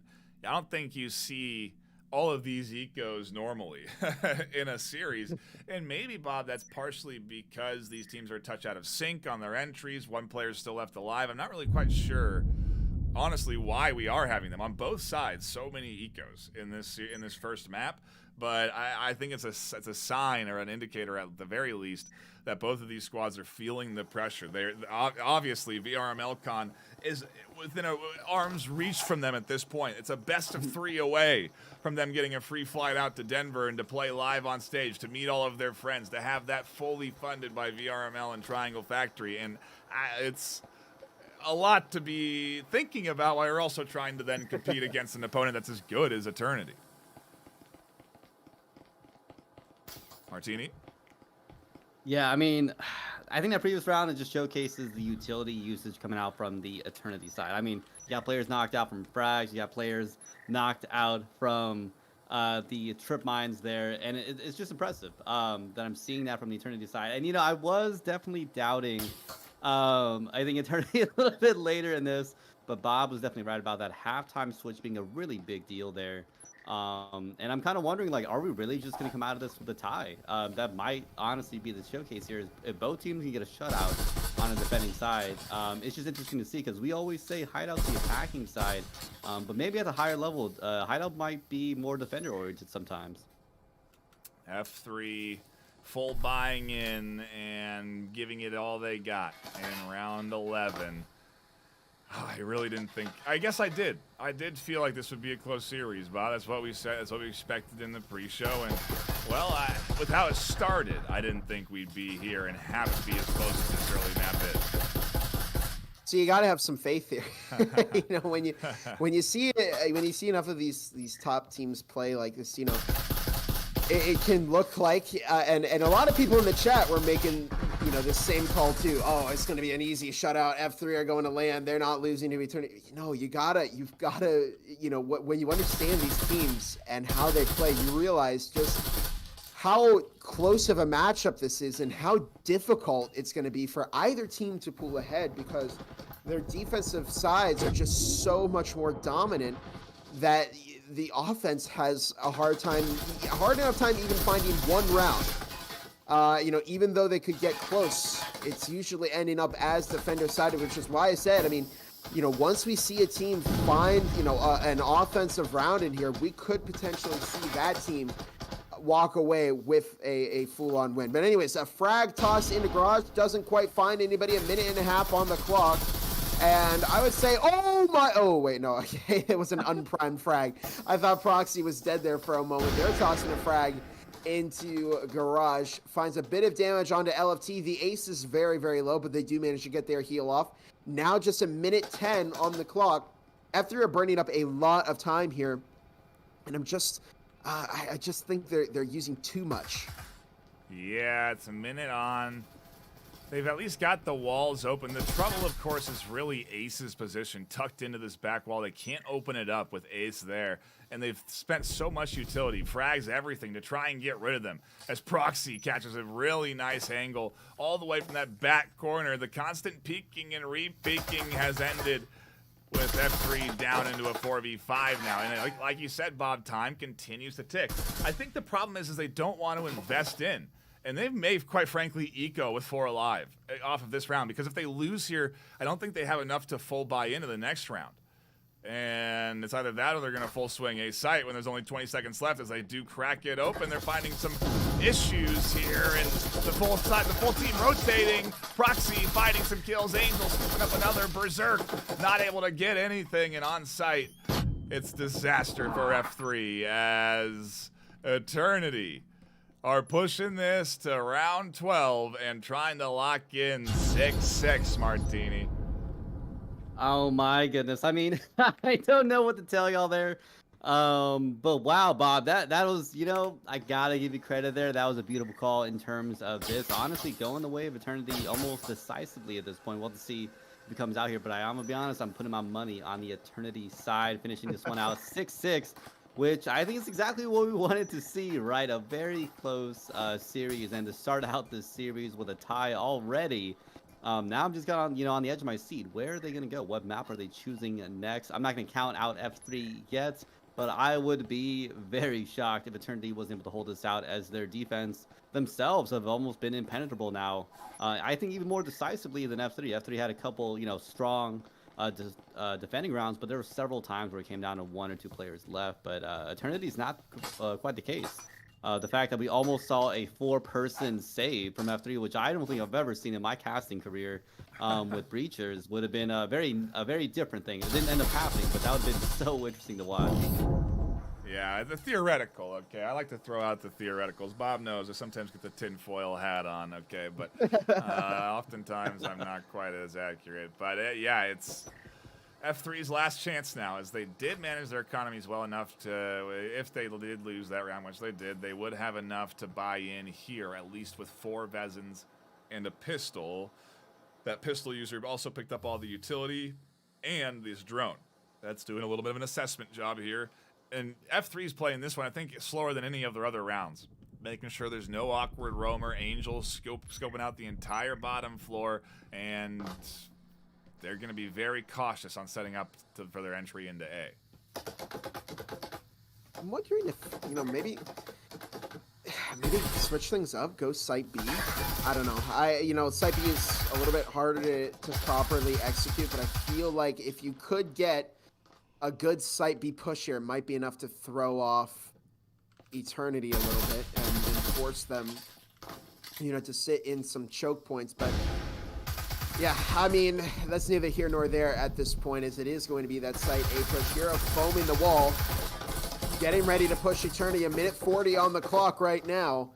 They're going to have to get a move on here on F3. You don't want to start, and stall for too much time, because then you're not giving yourself enough of an opportunity to push on your team later. There's a frag toss way into the back of site A. Finds some damage on a Ninja Tim, but Berserk finding a pick. And now we're seeing an incendiary toss. And that's a good opening pick for F3. Hero almost goes down. Proxy finds LFT. I was going to say maybe this is the round here for F3, but no, they lose LFT. And I think, with, a player down, it may be difficult to make this push happen. 4-4, and EMP in Hero's hands. They're going to have to be the hero. The static emitter is still up, still a threat. There's a lot for them to work through, quite frankly, before they have the opportunity to even get the EMP down. So very curious to see what the solution is going to be here. Usually you'd have a grenade that you would deploy. What they're going to need to do is get to the edge of the emitter or shoot it as soon as they go onto it. And Hero's going to continue to push under the chaos. They catch the toes of 3 a.m. on a really crazy angle I've never seen before underneath the crate. And we're now into a 4v3 in favor of F3. EMP's going down on the wall. A double from Berserk, and it puts Eternity down to a 1v4. It's all down to the ace now. Can they get the 4 kill? No, it doesn't happen! My goodness, it's a 7-5 game with Formula 3 bringing out the first win here. It took them almost the entire game to do so. It took them the entire game to do so, but they still pulled ahead, which is very, very important. One more win here, and they will walk away as a finals, and I guess maybe fly away, because they will get those plane tickets to Denver, this July. Wow, what a series. That one came close to us guaranteed 3 maps, Martini. That one was danger close, but it's not. It's instead now everything coming down to F3, and honestly, this next map being the deciding factor. So we talk about pressure. We talk about how these teams are feeling it. How is Eternity going to battle back here? Is going to be the real test, right? definitely a lot, I think, on the mental for Eternity, Oh. considering that they got so close. Like, they're literally one round close to forcing this into a map 3. And I mean, I gotta give credit to, I think, some people in the chat. I see some hardcore, die-hard F3 fans, and some people are like, nah, they got this in the bag. I don't care how close this map is. The next one's 7-0, whatever, something like that. They got it in 2. And you know, this is what I was talking about. I saw F3 as being the better team, very closely, obviously, here still. But Eternity really put a good fight, and we're talking about they made one mistake, right? Small mistakes in this previous round where things just worked out perfectly for F3. Because I thought, honestly, I thought F3 messed up. I thought they played a little too conservative. They had Angel on the bottom row, not really playing aggressive with the team, trying to get that push in on site. But I think it was those 2-3 F3 players on the attack were good enough for them to get that push in and get some some picks finally to allow them to have that push in. But the utility usage, again, I think Eternity is just undefeated. We're seeing some really good usage from Eternity, getting a lot of trip mine kills, a lot of frag kills, a lot of incendiaries to really drag out the rounds here. And I think that also put a lot of pressure on F3 there. You know, imagine having to play 30 seconds left in the round, knowing that it's a pretty close game there. It's a very hard game mentally, I think, for both teams, as both of them have just been icing each other out consistently after a lot of these high momentum rounds. It's impressive. This is definitely more of a mind game, I would almost argue, between these two teams. Yeah, it's well, another series filled with highlights, Bob, to say the least, as both of these teams have come to play. And I think I'm just surprised that F3 is able to put up this good of a contest with, again, how little prep time they've ultimately had at the end of the day. How, you know, they get the minimum amount of games necessary to be able to play into the postseason. They qualify in as number 7, so they avoid the Challenger Cup, and then they're ending up, they step up their game to another level, quite frankly, to be able to compete in the top 3. It takes a lot of work, and it's a bit, like you said early, Martini, there's tiers. Those still exist very much, and I feel like the top 3 are teams that kind of stand above the rest in a lot of spaces, especially on the NA side. And for F3 to be able to challenge number 2 and now number 3, it's like they're crossing off the list. Who's next? It's Acer, if they have anything to say about it. And I don't know if it's going to happen, but I do think we're going to go into a brief timeout, a brief break here.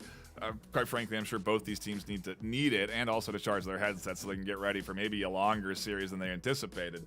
But while we're taking the break, a quick shout out to our sponsors. They include Triangle Factory, who have graciously contributed to the prize pool. On the cash side, the cash prize pool, phenomenal for NA for first and second. On top of that, they also are contributing in and supporting the VRML in flying out the 2 teams, first and second place of this postseason, to play their grand final live on stage. Acer have locked in one of those flights as a team to be played live on stage at VRML Con in Denver, Colorado, July 20th and 21st. And now we're seeing if F3 is going to be doing it in map number 2 coming up here. And all of that possible by Triangle Factory. A tremendous shout out to them. They also obviously providing the in-game skins for VRML, and all of it possible because of their amazing support towards the league. We really do appreciate them and their support, and again, I can't shout out them enough as a great team to work with. We're also sponsored by HyperX. You're hearing my voice on this HyperX mic right now. We've also are doing a social media giveaway that's going on over the course of over the next 6 weekends, I think. This weekend we're giving away a HyperX headset and a ticket to VRML Con. Next weekend we're giving away a ticket to VRML Con on the Veil Top 8 series. Then in Veil's finals we're giving away another headset and a ticket. And then for X8's Top 8 we're giving away a ticket. And then for X8 finals we're giving away a headset and a ticket. All of this happening every single weekend for the next 6 weeks essentially. And you can enter into each and every giveaway by doing a few different follows, social media posts, stuff like that. You can find all of the links you need in that the link that I am posting right now in chat. You click on that and you do the follows you need, and you get extra entries into the giveaway. And at the end of each weekend, we will be picking a winner and announcing who that winner is, messaging you, and you might get a free ticket to this convention to watch Acer and maybe F3, maybe Eternity battle out against each other. It's an opportunity that we're incredibly thankful for. And on top of all of this, HyperX is also giving away $2,000 in hardware. at the convention. So if you go to the convention, you have a good chance of getting gear, HyperX headsets, mics, keyboards, mice, all of that getting given away at the convention. On top of all these extra booths and merch and everything else we're going to have there, it's a tremendous convention opportunity, all possible by our sponsors, Triangle Factory and HyperX and ProTube VR. Also supporting the VRML Con, we've got a exclusive that I wanted to debut here today, but I don't think I have the asset ready to show, unfortunately. But they are working on an exclusive VRML Con stock, and it's incredibly awesome. It looks so good. I cannot wait to be able to show that off to you guys. And a big shout out to ProTube for coming in and supporting VRML Con and VRML for all the years they have. And last but not least, we're also sponsored by Helga, the esports bot manager, coming in and supporting us, enabling you to schedule your matches faster and slicker than you ever before. A stellar bot that is giving us a free, anyone that plays in the VRML, a free subscription to their service, a free version of their service that you can use right now. When you create your account, you use code VRML2024OKF. And that'll give you entry into that free version of the Helga Bot Manager. They also have a premium version with all sorts of stats, but check it out if you have a chance. It helps with scheduling any of your VRML games. And that's the sponsors. That's all I got. We're going to cut to a break while we set up and get ready for Map 2, and I do some technical adjustments. Hopefully I can get my camera back, but no guarantees. Bob has unblurred himself, so we've already fixed one thing. But when we come back, get ready. Map 2 and maybe a decider for the series. If Formula 3 have anything to say about it, don't go anywhere. More Breachers NA top 4 action coming at you. Still tucked in. Doesn't get flashed. There's the canal with a double kill. Minnow Tiger with slide. Nessie gonna clean up things with final frag, and just like that, F3 are getting chipped apart by Heine in their headshots. Bot is exposed, and down they go. Can Heine find the quadra kill with the Taurus in hand? Good rotation. Able to surprise Heine here. Trying to bait out a missed shot, and they do not. Heine, what the heck? A quadra kill. My name is Heine, and I play for Fusion VRML. I come from Echo. I love Echo VR, and I played that game since it came out in VRML. Going from Quest 1 to Quest 2 was jarring, and same thing for going to Quest 3. Echo was a very fun workout, and going to here, it's just, I can sit here for hours. The Taurus is my, I don't want to say my brand, but it's my thing. I've been using it since day one. I love that gun. If you use Hollow on Taurus, you're weird. That's kind of weird. Everyone should use Red Dot. I laugh and giggle a lot. I'm so happy no one else hears comms, because I am a horrible teammate. Every moment's chaos on Fusion. I was just listening for footsteps. Do you know how Mike Tyson used to fight? He would just stare him down and look at their heads. I either hit the headshot with the Taurus or I die instantly. That's just how the Taurus goes. Because the Taurus demands so much confidence. But if you're not confident, that's the biggest thing by far. It went through my hand. Better. One. Last guy. There. He's outside.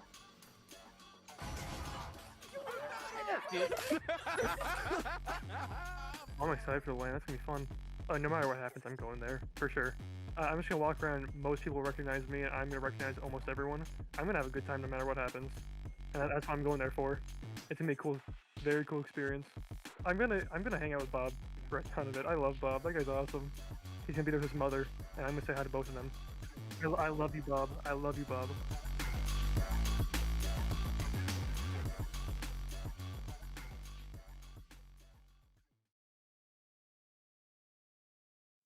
Hey there, I'm Vermal.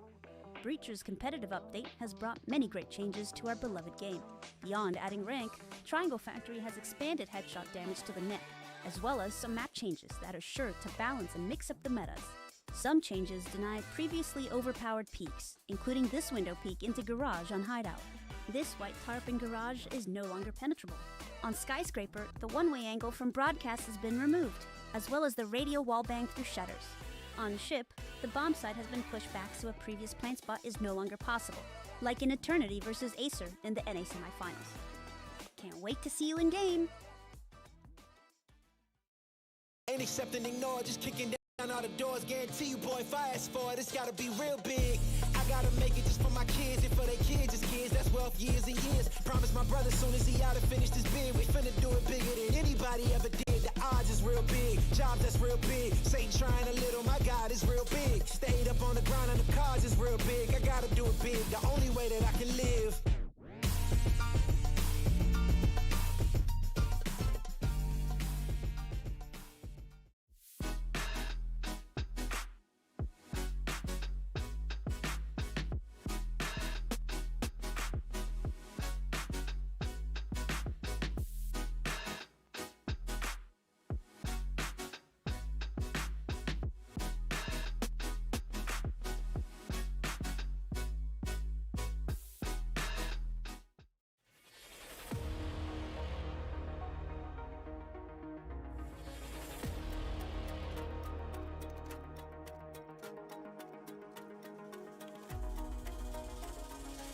There's Taquito again, flying out, rifle in hand, catches 1, 2, 3. Oh no! Mitchell is right on top. What is this? If there's a double kill that comes in from Cozy, can get to the EMP inside. Oh my God! No, it's got 5, 4, 3.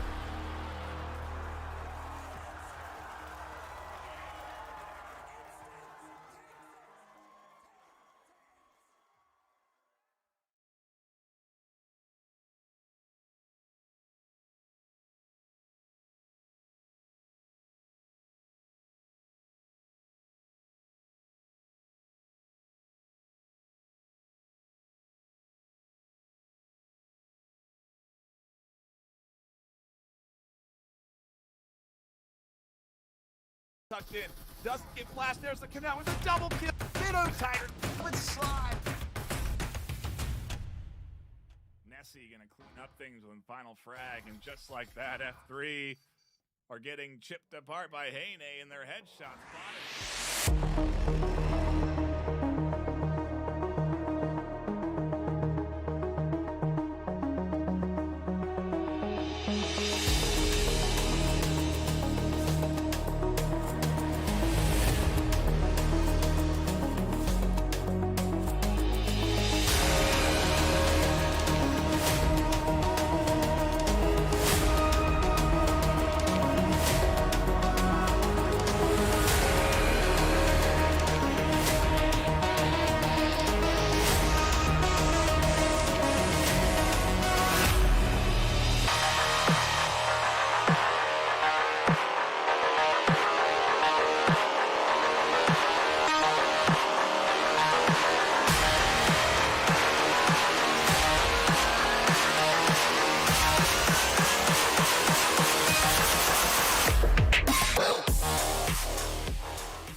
Welcome back, everybody.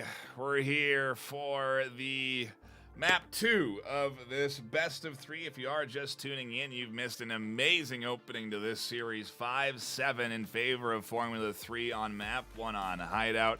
And we're already diving into map 2. The timing is perfect. My name's Nightfire. I'm joined by Gibular, Bob, and Martini. We don't have time to go through the intros, everybody. We got to get into the action. We got to decide who's going to do VRML Con. Is it going to be Eternity? Is it going to be F3? Is this map going to be the one that tells the tale? Who knows? It's going to be on Factory, though. And we'll find out if it is going to be F3 as they start on defense and Eternity starting on the attack. And Factory, a tried and true map for squads that have played in this game since its inception, as Factory was one of the OGs, the OG map that, if anything, Bob, these teams have the most amount of practice on. Yep. Yes, there's really no other way to say it, but yeah, this was the map that's been around the longest. It was in the alpha, and then it was joined by Hideout and Skyscraper. So those are the top 3 maps, right? You've got Hideout, you've got Skyscraper, and then of course you've got Factory. Those are the 3 that have been in the game the longest. Those are the 3 that teams have the most experience on. And you know, even then, as much as we talk about, you know, oh, you can't find any new strategies on Factory or anything of the sort, you still that does still exist. You do still see something new every so often that, you know, completely blows your mind, but a lot of it comes down to execution. LFT is dead right there. Beautiful S-tier frag from Juice. as we get started and we get the match underway. Ash responds with an S-tier frag of their own onto Juice. A little revenge for what they did, so to speak. But we are 4 versus 4 with 2 minutes 20 on the clock in round 1. A opener, to say the least. And I think at this stage, we could be headed to a 1v1 to finalize off this pistol round, because I think that's what's been happening in this series, and a continuous back and forth that is incredibly entertaining to tune into. These two teams giving it their absolute all, competing for a chance to go to VRML Con, and you could watch them if you go and buy tickets, which you can do right now by going to vrml.com/VRMLCon. You can get yourself tickets to the convention to watch these teams play on stage. Is it going to be F3? Is it going to be Eternity? Bob, Eternity are looking like they're at least going to take this round because they have the HP advantage.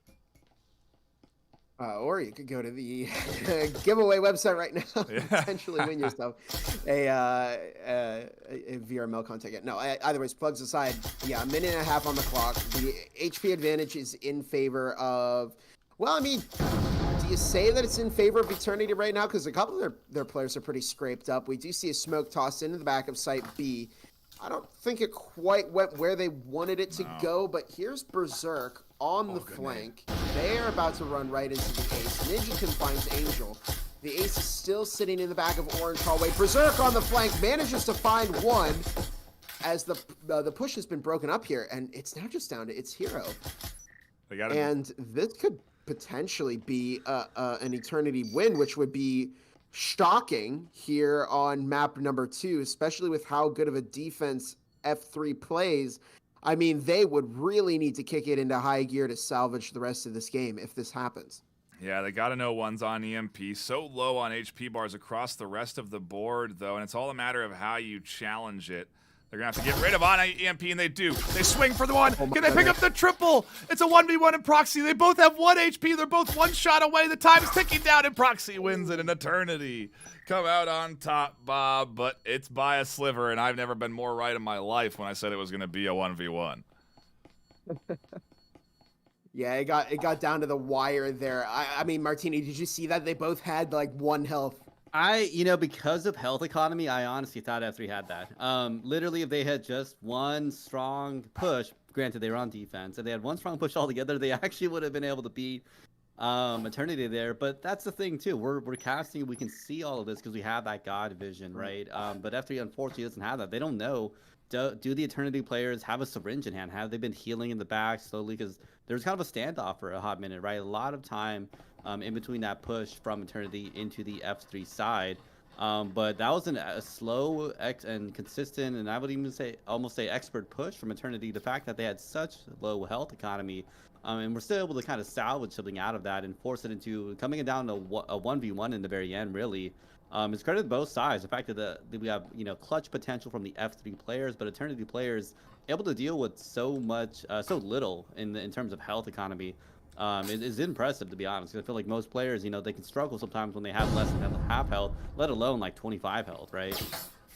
I see some folks complaining that I'm not on cam. It's all viral marketing, so you have to come see my face in real life if you want the real deal at VRMLCon. If you want to see me, that's where you can, because I'll be there. Bob will be there. Martini will be there. It's, well, something to look forward to if you want to meet the crew. And I know there's going to be a lot of folks out there that are going to be all excited to shake the hands of the infamous casting squad, I think. I mean, come on, guys. We've been tuning into some great games so far, and I think this one's delivering yet again here as Eternity are. I mean, we could be headed to a best of 3 at this page. We could be going to a map 3 decider, which I would be more than happy with. I got to say, I mean, we're just 1-0. We're on round 2, and I'm already very concerned for Formula 3 here in this game. I mean, I was talking about Martini about this, and it's really coming down to defense execution here, but we're seeing Eternity break through this. I mean, Angel finds 3 a.m., but they're alone in control room. They're about to get triple swung here. They managed to find one. Ninjakim's going to get them with the frag, but Proxy finds the kill first. And it's now a 3 versus 3. They've got those round 2 Vezins over on Eternity. And I think those are just going to be such a thorn in the side of Formula 3. And if this goes, 2 rounds in favor. Oh, no! There's no way Hero still found Proxy. Ash took out Ninja Tim. The Vezins are down. It's now just down to the Ace. Hero is over in control room right now, looking for some damage onto the Ace. The Ace finds Hero. They recover the Vezin. Can they clutch this up? There's just a minute on the clock right now. They do get that Vezin loaded, and it's just down to Ash and LFT versus the Vezin of the Ace. Ash has recovered a Vezin of their own. They've recovered a heal of their own. So now I think what we might see is they might try and bait LFT to try and get the kill on the Ace and then just follow. Oh my goodness, no! But it looks like Ash sticking in bathroom. They might just be stuck there. The Ace rotating around to site B, but they don't have possession of that EMP. They could get a good flank here on LFT. I'm saying a lot of letters right now. I know, yeah. F3, LFT, Immortality, Eternity. The Ace is looking for the Ace as they push up here, and Ash giving away their position. The Vezin in their control. 15 seconds left. They have to push, and LFT is so tucked in that they're not going to see him, and it's 2 Vezins given away into F3's hands. A massive comeback, and it's like they never lost round 1. Martini, this is not what Eternity needed off of an early round win. I think an amazing choice by LFT there to kind of just hold and really wait until the very end there. I think when you have your other player to really draw that attention from the Eternity player, we saw that happen. They weren't expecting someone to be hiding behind that little kind of trash can cubby area. And unfortunately, they walked right into Formula 3's trap. But I'm still a little worried, for the F3 side, considering that this is how close it is. On their defending half. How is Eternity, as we saw in the previous round, how are they going to play on the defending half against Formula 3 when that finally comes up? I think, when I think in terms of round wins and who needs to get wins now, I'm thinking that Formula 3, they got to get as many wins possible here, because we saw that Eternity defense. It really came through and almost allowed them a tie in that first map against F3, who themselves also had such a strong defense. Yeah. I'm not quite seeing that same defense here. Eternity's been able to poke a little bit more holes in them and have things work out a little bit more in their favor. Well, it was the pistol round, as we always like to remind folks, and so maybe now as we get to the full buy, things could spiral one way or another. And I say full buy, but actually, interesting, Eternity are ecoing. What? Yeah, it's super ecoing from Proxy and Ninja Tim. The other players just sticking with the regular eco, but they're stacking outside a generator right now, and I'm starting to get a little worried. I'm not gonna lie, we might see a massacre here from Formula 3. The Ace is over by lockers right now. Here comes the swing in from Proxy. No way, this might work. We saw it, Proxy shooting, but they're in already. Hero dropping 2. Angel finds 1. But they've poked a couple of holes here in the F3 defense. However, they managed to quickly recover. They did lose 2 players, though, which I don't think is worst case scenario for Eternity. And they've already got that 1 round in their pocket. I think we're gonna see. A very dramatic ending to this map. I would love it. I would love it, Martini. There's no certain leader here. I don't know what happened. I'm gonna be honest. I was kind of shocked. I'm not used to seeing any team, especially on that third round, as we like to call the assault rifle round for many reasons. Well, never mind. One reason. It's always it's very common for a team to pick up a rifle in that third round. I'm kind of shocked seeing no rifles coming out from Eternity here. They must be doing some very interesting economy math, considering that they decided to go all in on the 4th round. I think what happened probably is it looked like 1 or 2 players couldn't buy a Vezin in hand, and their team decided, hey, let's just go eco this round so we can all buy in on the upcoming round. And it was an interesting gamble, going a full deep push into kind of an unexpected area, but it kind of almost ended up being a firing squad. I don't know if y'all noticed, but I think it was a Hero or something like that. They got like a 2, 3, 4 piece almost in that one area alone. So definitely a very big gamble that didn't quite work out in Eternity's way, as it looks like Formula 3 still has a fully outfitted position. I really liked the push, Bob. I've almost never seen that wall get opened up for an attack through that side, and it almost worked out for them to some degree. I mean, they got right into that B site very fast, and Well, it's too late for that to become popular. But maybe for Season 3, more people will try that. Yeah, I think Eternity are pretty good at pulling some random play out of their pocket and making it work pretty well. The Ace finding LFT as we're already into a 5 versus 4, and again, an early pick that Eternity steals from F3. Here comes a drone checking out site B. Hero playing connector, but they're going to be spread a little bit thin here. Even though it's just one of their players they lost. I mean, I still feel like the numbers advantage here for Eternity is going to be very, very big against F3. You just have no way of pressuring them from the flank. You have no way of coming down the stairs or really encouraging them to even watch for that flank to some degree. If they know they have the 5v4, they probably can predict that you're not going to invest in a roamer at this stage. But I don't know. It's oh man, I think to your point, Bob. We could be going to a very close finale for this map as it continues to go back and forth, and Proxy are looking to get another one on the board and tie this series up 2-2. Nave utility coming in from both ends. A counter frag from Angel catches 3 AM, and Ninja does some good damage onto Berserk and Hero, but HP is getting healed up quickly. I thought we might have seen a team. I think that was a team frag that almost killed Berserk. That would have been just absolutely devastating for F3, but hasn't happened yet. So we do see a minute on the clock. So what is this? Eternity are rotating towards the back of Orange Storage. What are they doing? I'm not quite sure. They might be.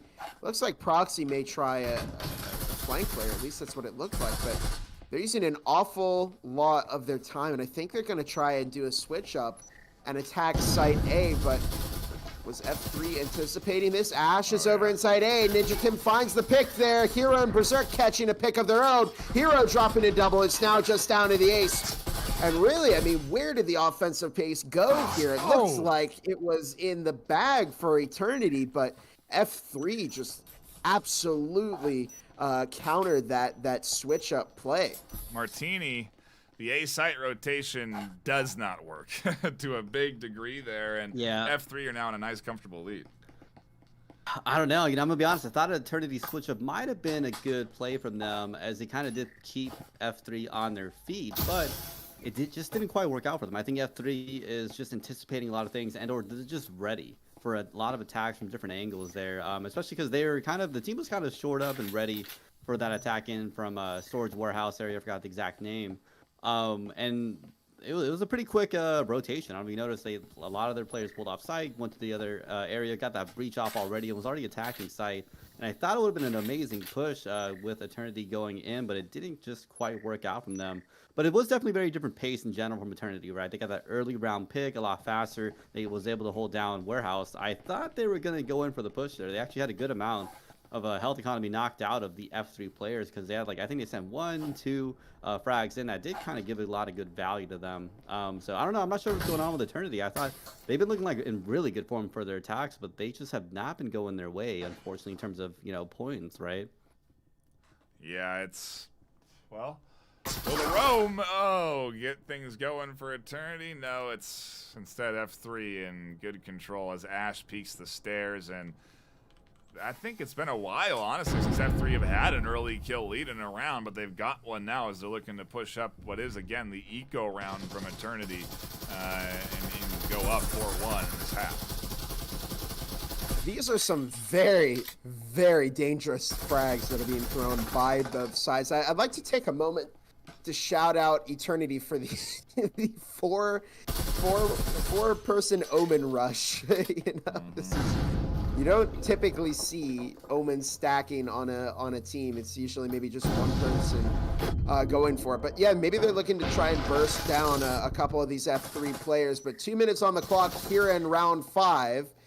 F3 already have that uphill battle. They're going to have to recover 2 rounds from Eternity once they swap sides. So the pressure is on here to keep it as a 4-1 and eventually 5-1 lead heading into the second half. They need to mitigate their damages now.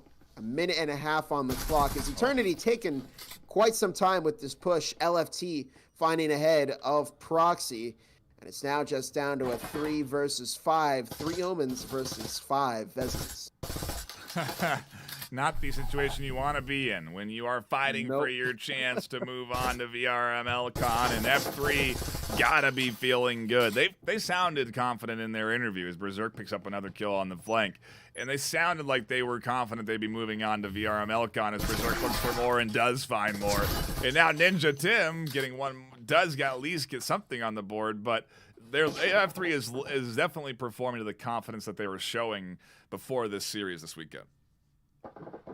Yeah, just 50 seconds left on the clock right now. Ninja Tim, well, they certainly have their work cut out for them here in round 5. I mean, we know that Eternity are going to eco here. They're going to purchase those Vezins and utility next round. So, I mean, maybe this is the point where Ninja Tim, go in and try and find a pick here onto F3. Maybe hurt somebody's economy a little bit, but I mean, they're still pretty stacked. Yeah. In terms of cash on F3. So not a whole lot Eternity can do here with this round. Not a whole lot Ninja Tim can do. So we might just see them stick with that Omen, salvage it for the next round. Or if Ninja Tim's feeling a little bit spicy here, I think what we might see is they're going to wait for time to expire on the round. No, that doesn't happen.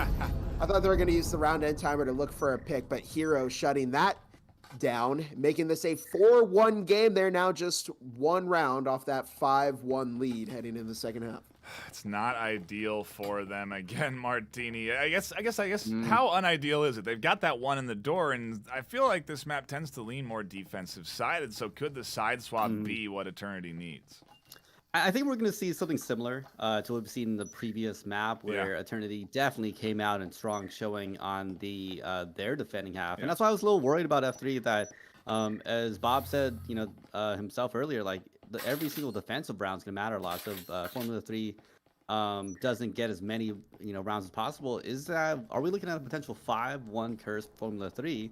That Eternity can really utilize. I mean, we saw their defensive half, right? They were doing so good, so decisively against F3 in the previous map. If they do the same thing here, we're looking at a potential win from them, right? Because they have that one round in the pocket, which is what F3 was able to rely on that 6-0 in the previous map, but they don't have that here, right? They have maybe a 5-1 at best, maybe a 4-2. They were barely able to rely on a 6-0.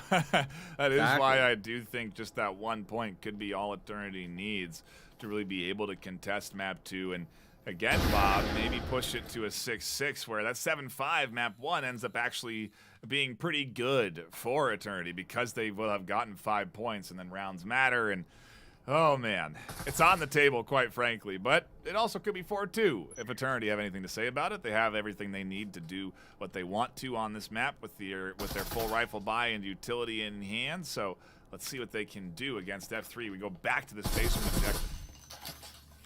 Yeah, if it goes 4-2, I'm gonna say there's gonna be about a 90% chance that Eternity walks away with a win here on map 2. I think that there's a very high chance of that happening. If it goes 5-1, there's already a fair amount of chance that it will go in favor of Eternity. But there is still room for error if they lose that early pistol round. It's all really going to come down to this round and the next round. Proxy drops, they find 2. I'm not sure what LFT was looking at there. They maybe thought their teammate had taken care of Proxy, but we're already at a 3 versus 4. Proxy picking up a bit of damage from Angel through that wall. Now a minute and a half on the clock as Ninja Tim tossed in a frag into site B. That's not going to find anybody. There goes the wall open. It's going to find a lot of damage on Angel, who's forced into a bad angle. And 3 a.m. is going to find that kill. Here's Ash on the flank, gets shut down by the ace. And it's now just down to Hero, who gets taken out by 3 a.m. It's a 4-2 game heading into the second half.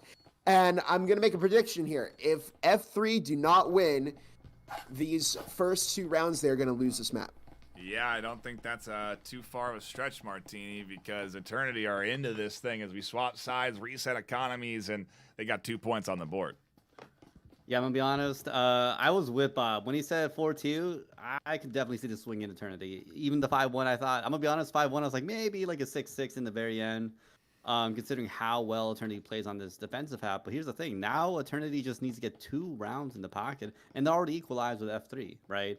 I still think it's going to end up being a close-ish round, but if they get a 7-4, that actually puts them in a really good spot in the upcoming map, and it's going to force F3 that they have to win this out. So unless F3 really brings some crazy next-level attacking gameplay here against Eternity, I honestly think Eternity might have this map. Knock on wood for the Eternity team, because, Casher's Curse always comes in there, and apparently my words too, but hey. Definitely got to see something crazy from F3. Otherwise, Eternity, I think, might have this in the pocket. Here we go, round 7, the first of the fresh half, and a big moment for this series as F3 lead in a best of 3 with one map, 5-7 on Hideout. They won there. They're looking to win this entire series if they can put up 3 more points in map 2. That's all they need, and I say all, but we all know that with what we've been saying, it is actually a lot of points. I mean, 3 points is a long way to go for F3 on their attacking half. Well, this is their chance to find a foothold. Oh my goodness, I thought they were going to get that into server room. They are going to need to rewatch the Mastering the Meta video with Plunge from Acer, shout out to Plunge, on how to properly throw that frag grenade into server room. Proxy, meanwhile, finding a kill on the Berserk who was on the roam, and there's a frag toss by Ninja. Doesn't quite go where they want it to. Ash over in Upper Orange along with Hero, who manages to not pick up any damage through that wall. There's the breaching foam.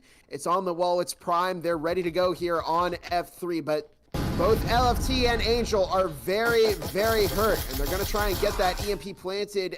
LFT goes down to the ace, and we're in a 3 versus 4 already. Hero still up by the door in Upper Orange. Ash checking the breach, but in a 3 versus 4, and Angel on 1 health, things are looking pretty sketchy here for F3. Minute 15 on the clock, and yeah, where does this go?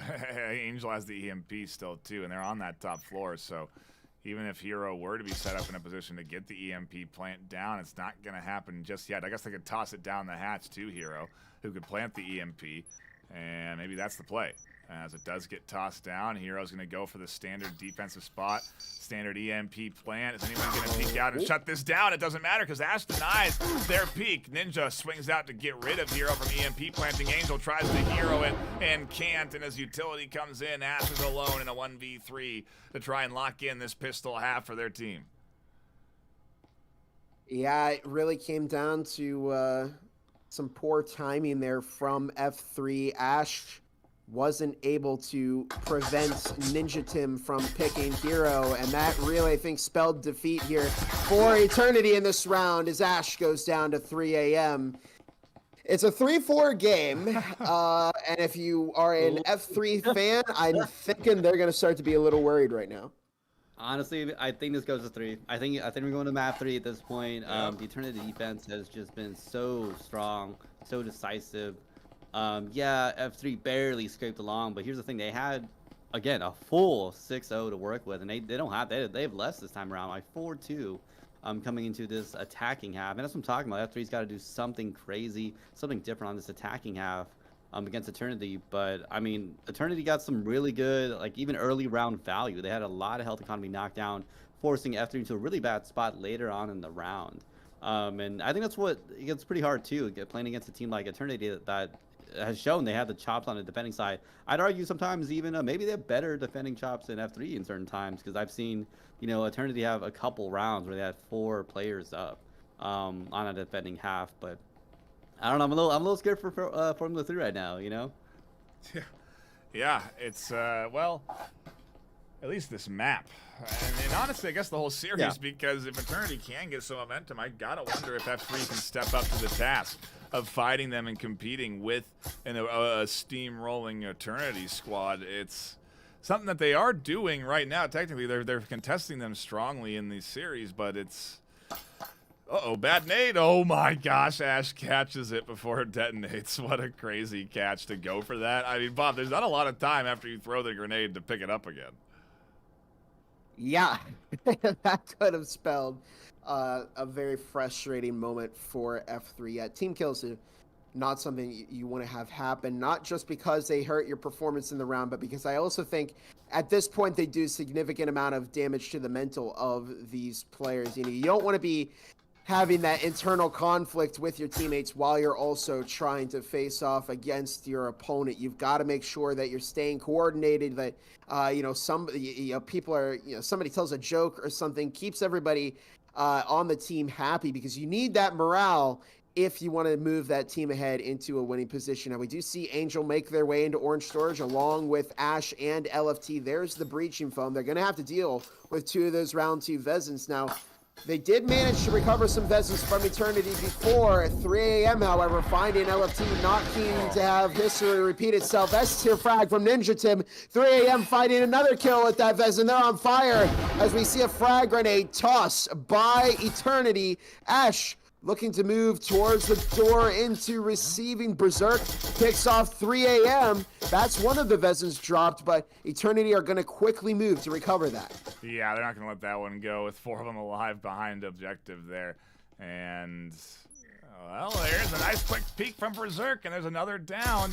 Any health syringes available? No, nothing on the F3 side. They didn't invest into any heals, and Ash just gonna have to get the EMP plant for extra cash. Berserk on the short corner finds another. They both swing out for the kills, and that would have been, well, one way or the other, as both go out for the trade, and Proxy and Ace both win their trades. Eternity tie this thing 4-4. Map 2. It continues, Martini. We go ever closer to a 6-6 map 2, but quite frankly, I mean, I guess, actually, honestly, this pace, we go ever closer to an Eternity win, I feel like. Yeah, I mean, here's the thing.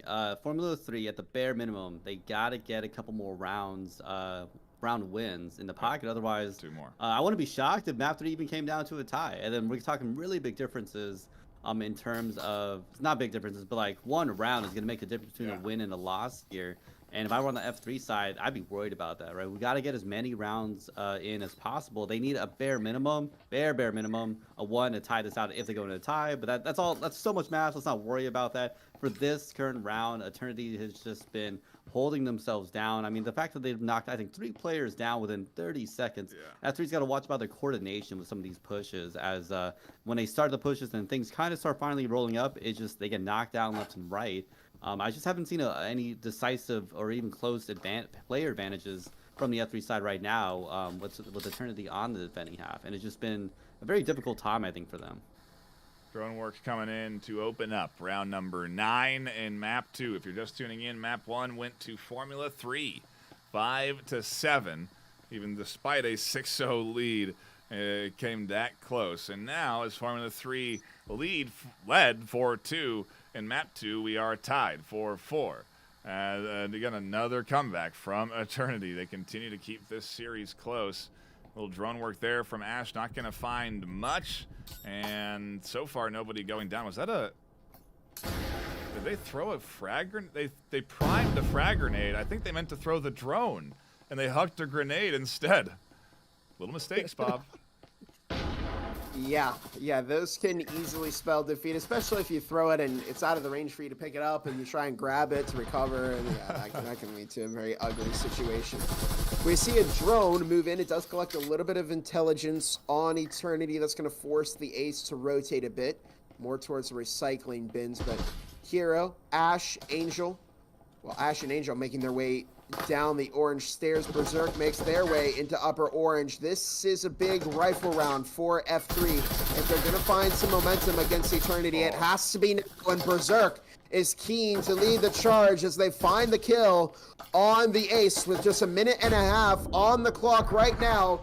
Hero upstairs along with Ash still. LFT is over by Printers. They could swing in here. 3 a.m. manages to pick off Berserk from lower orange. Will we see LFT swing into Printers right now? They're just waiting, and they're going to try and find some damage here onto Eternity. But 1 minute on the clock right now. Will F3 be able to find this round? Static Emitter is going to slow LFT down. Ninja's going to swing with confidence, and they'll cut down LFT. Ash goes down, and F3 left with 2 Vezins and a 2v4 to bounce this thing back into their favor. Angel and Hero need to be the Angel and the Hero for this F3 team. There's the Ooh, there's a pick from Hero.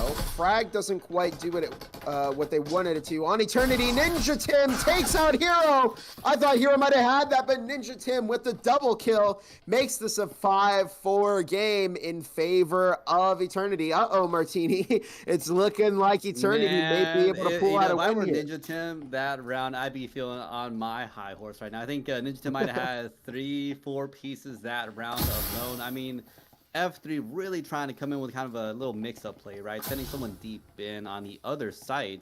But Ninja Tim was right there ready to receive them and knock them down for the count, especially with that static in hand. I think they're trying to get a little bit more kind of stealthy. It didn't quite work out for the F3 players. They got knocked down. And on top of that, F3 was on the economic disadvantage a little bit.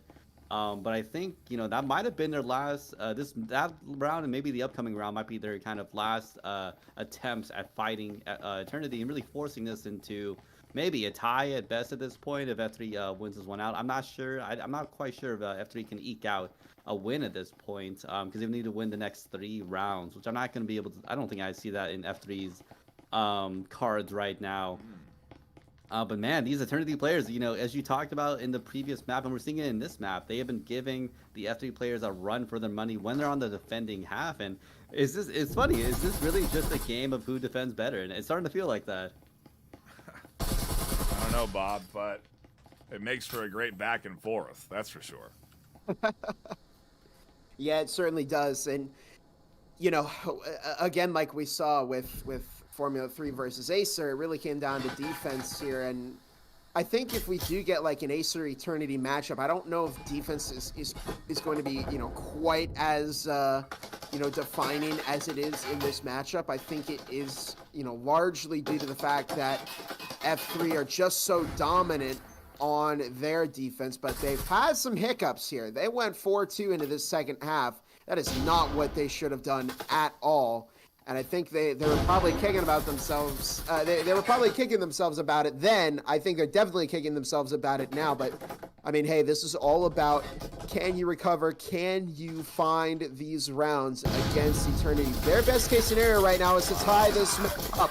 And they do find, Hero does find Proxy, 3 a.m. picking up LFT as the Ace takes out Hero. We're already down to a 3 versus 4. The Ace dropping a second.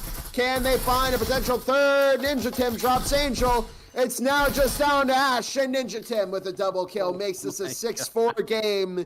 Eternity is 1 round off of a map win, and then Nightfire Martini, that would be a very interesting scenario. Map 1 was 7-5 in favor of F3. Map 2, 7-4 potentially. Oh my god. Yeah, that would actually. I'd be Go ahead, Marty. No, I'd be shocked if it really comes down to a 1-round difference. But hey, that's how it goes in playoffs. People complain about why does it go down the map difference? Like it could be luck or whatever. I'm like, you say luck, but I want to see you luckily win against F3, 6 rounds in a row. That doesn't happen. You win against F3 or Eternity because you win against them. Like I don't care what you say. I'm not gonna luckily play against them and get like 6 rounds in the pocket. You know what I mean? That's not me, but that's Eternity right now. And they're off to a really good start because here's the thing. If they win this out 7-4, that gives them the breathing room to actually be able to tie up in the upcoming map. However, that still requires them to tie it up, right? And F3 is definitely not a team that can't hold their own right now. But I don't know. It's really a lot of back and forth. But this Eternity wall on the defense is unbeatable right now. As any attack from F3 gets shut down almost immediately when they finally start that push, We go to the top floor for, I think, like the first time this it feels like for Eternity, and maybe F3 getting an opportunity to tie this up. And there's all sorts of interesting scenarios ahead of us, Bob. This round going to be the tell-all of what is to come. But if they win 7-4 and then tie map 3, it will actually go to Eternity because of the rounds won. So, like Bob said, it could come down to 1 round. It really could. Day. If F3 have anything to say about it, though, they'll want to get a couple of points on the attacking side here, and at the very least tie this map up. So I was just being confused by the frag grenade. Sometimes it'll land very close to somebody, and it doesn't find any damage on it. It's just very mesmerizing sometimes how some people don't die to this frag. But yeah, Proxy almost got picked by a frag, but it went just a little bit too far. and they were behind enough cover to completely negate any damage there. Juice over in Cubby right now. There goes the wall into Site A as Proxy picking up some damage from a frag there. The ace manages to find Ash. Here comes the swing from Juice. They find Berserk and head back into Cubby, and we're down to a 2 versus 5. Juice finds LFT. It's not just down to Hero. They managed to pick up the kill on the Proxy. They find the second on the Ninja Tim. Can they move in? Find the third onto Juice. The EMP, I have no idea where it is. It's in blue. Bandits and Juice shuts them out. It's a 7-4 game with Eternity walking away as the winners of map number 2. We're going to a third map, and it is going to come down to this. It is so important for both of these teams right now. They're so close to that VRML con right now, but they still have one more map to go through. Wow, what a outcome. And Martini, I don't know that I guess this was the one. We thought we'd go to 3 if it went to 3, but I don't think I thought it would be this close. One round separating the two teams. A tie or a win gets Eternity the win. A win gets Formula 3 the win in this next best of 3. Those are the conditions for this final map. There's no other ways around it. And, well, Eternity have a little advantage, Bob, but I mean, still, come on, you go 6-6. It's still a hard thing to do against how good F3's been playing. I'm not sure where this goes, to be honest with you, for this third map. Defense. This is all coming down to the defense. I think now the pick comes in from F3 in terms of where they can either pick the map or the side. So let me get your take on this, Martini. If you're F3, are you picking the map or the side here? I honestly think it comes down to, oh my goodness. So let's see, Skyscraper, Arctic Ship.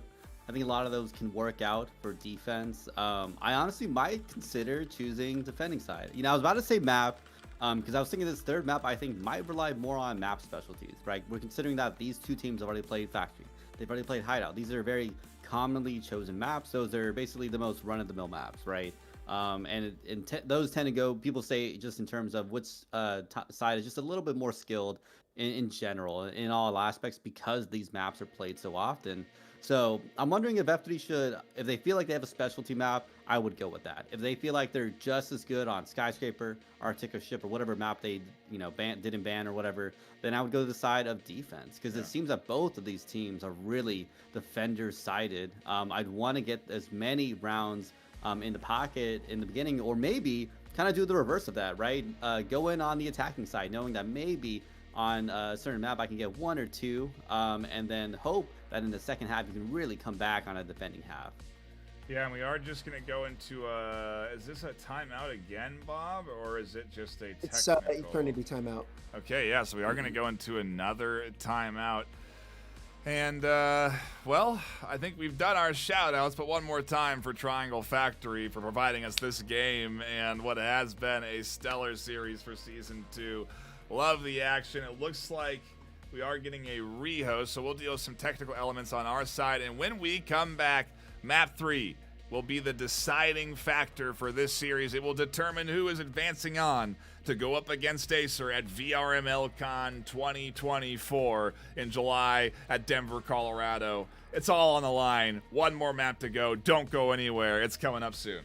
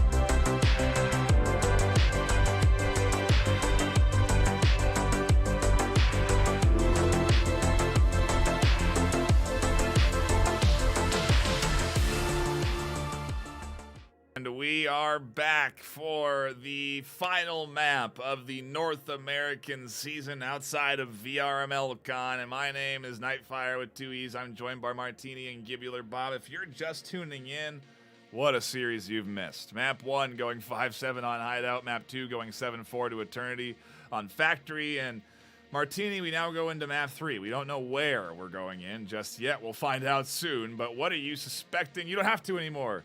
You stop suspecting. It's already been decided. We're going in to Skyscraper, and I'll come back to your thoughts on this map in a second. But for now, we got to get our fancy intro on. We got to show people off the map. They got to understand what they're diving into this afternoon. It is the OG, one of 3 original maps launched with the game itself. And I was saying to the team off stream that I think this is going to go the way of Skyscraper simply because they're going to go to their comfort zone. They're going to go to a map they understand and know the most.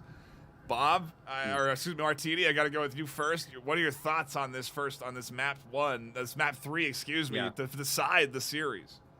I think, my understanding, F3 made this choice. So for them, it has to be a map that they're confident that they can get a couple round wins on the attacking half.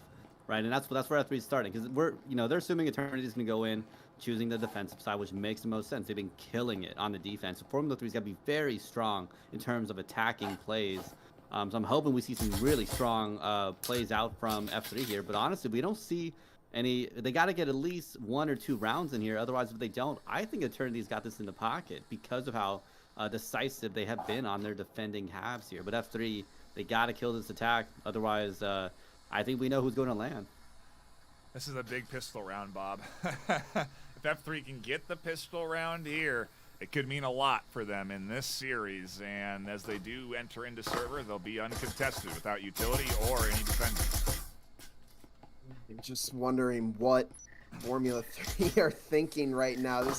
This seems like a very, very risky play here to play Skyscraper and give defense up to your opponents willingly, but we'll see if they can. Oh my goodness, Ninja Tim with a frag there. Berserk going for one of their own, but they can't get it. That's 2 strikes. Can they find a third? I don't know where it went. No, it didn't go where they wanted it to. Hero getting that EMP planted. Oh my goodness, this could be big for F3. Hero with this last stand here as Berserk. It looked like they were going to go around for the flank. Bot finds a kill. It's now just down to Proxy to 1v3 here against F3, but Ash finds it. I thought F3 were crazy. I'm not gonna lie. I thought, what are you doing, giving Eternity Skyscraper and defense? But this round right here, this could be what changes the game, because they found an offensive round. If they can get that 6-0 lockout on defense, now they'll have this. But hey, that's still a long way off. There's time for things to go wrong, Martini. I think this is such a big round because we know how the pistol round goes, right? Whoever wins that tends to get that really good advantage on that second round.